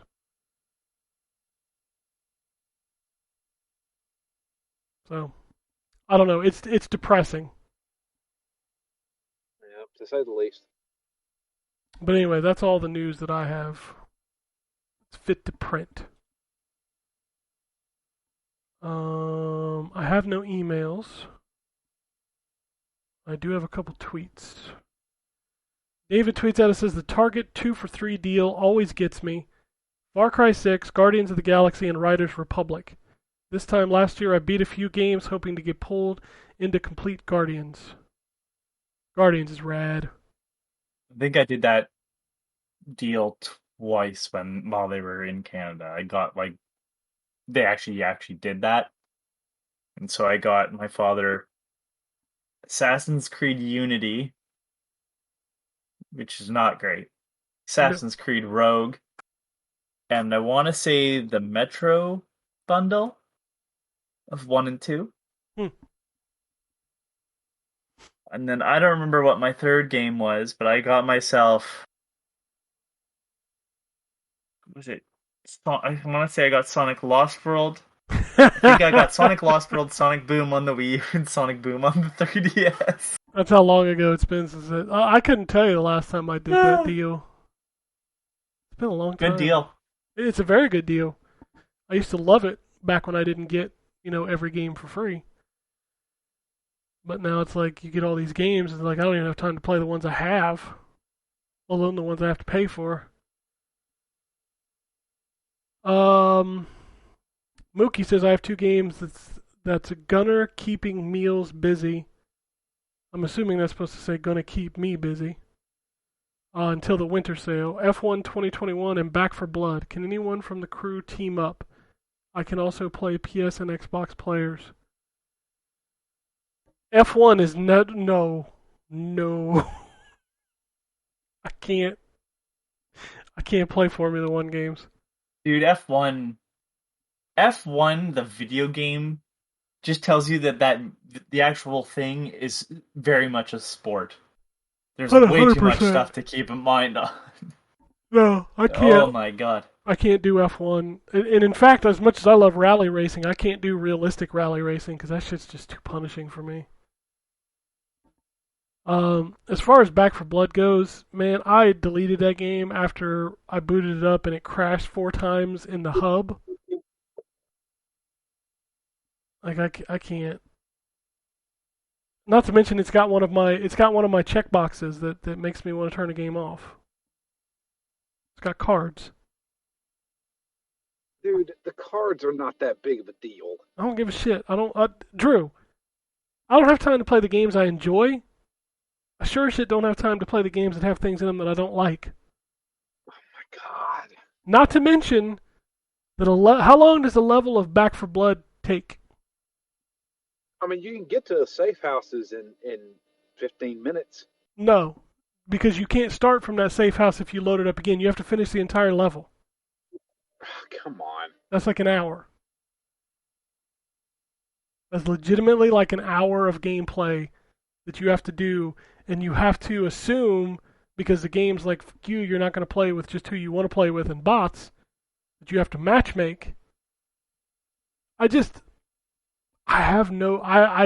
really, there is nothing about Back for Blood that makes me want to play that game. Like, nothing. Like, if I wanted to play a game like that, I would go play Left 4 Dead. Okay. I don't know. Back 4 Blood just did not do it for me. And the fact that it crashed 4 times in the hub before I even started a match, I'm good. No. So, I don't know. Unfortunately, I don't have time to play video games anymore. Well, there is that too. I play most of my video games at 5:30 in the morning before going to work. Yeah.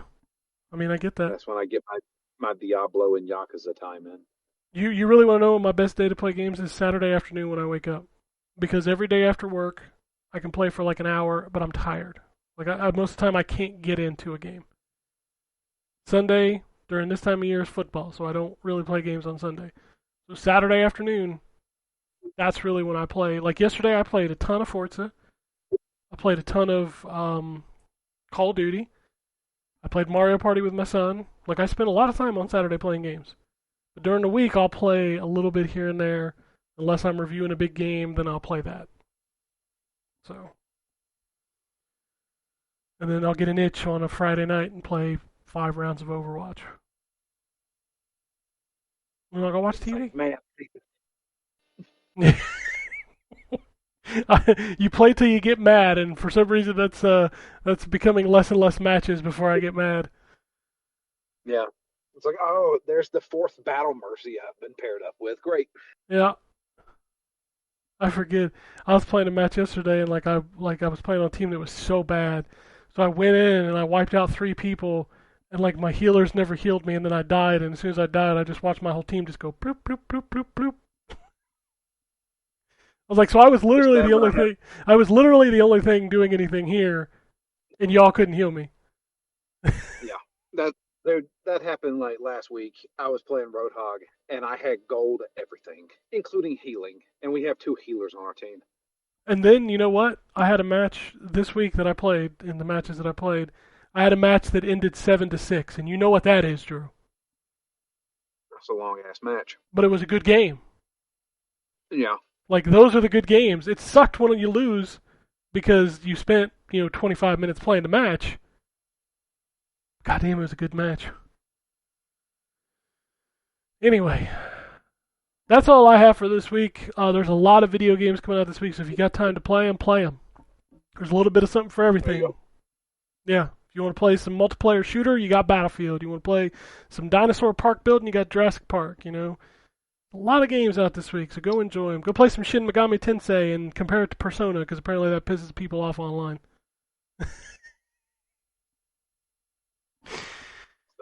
Very different games. I understand that they're very different games, but like the people getting mad because people are like, well, it's kind of different from Persona. Like, well, of course it's different from Persona. Anyway, let's play video games. Go play them. Go play Flynn, the Son of Crimson, you motherfuckers. Go play Unpacking. Anyway, if you want to tweet at us, at N4G Podcast. If you want to send us an email, it's podcasts@ztgd.com. If you want to follow us on Twitter, I'm at ZTGD. Anthony's a Complacent Robot, and Drew is at DML Fury. You can check out Phoenix Down. Diablo 2 just ended, starting up Yakuza 3 next week. I think I hit everything. Yep. I think I'm done. I think I'm going to go get some pizza. Watch some football. Do it. Do it. Unless anybody has anything else, we're going out here. Peace out. Alrighty. And it goes something like this.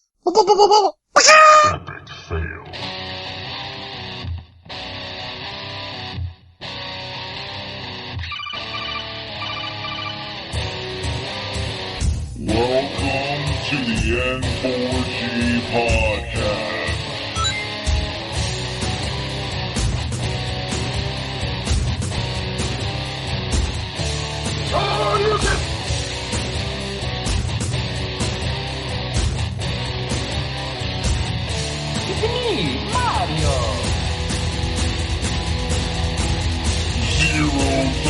This is going to be a very interesting episode.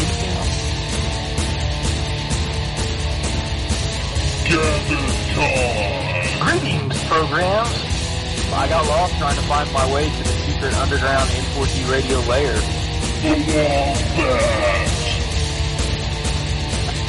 I've always lived in anger.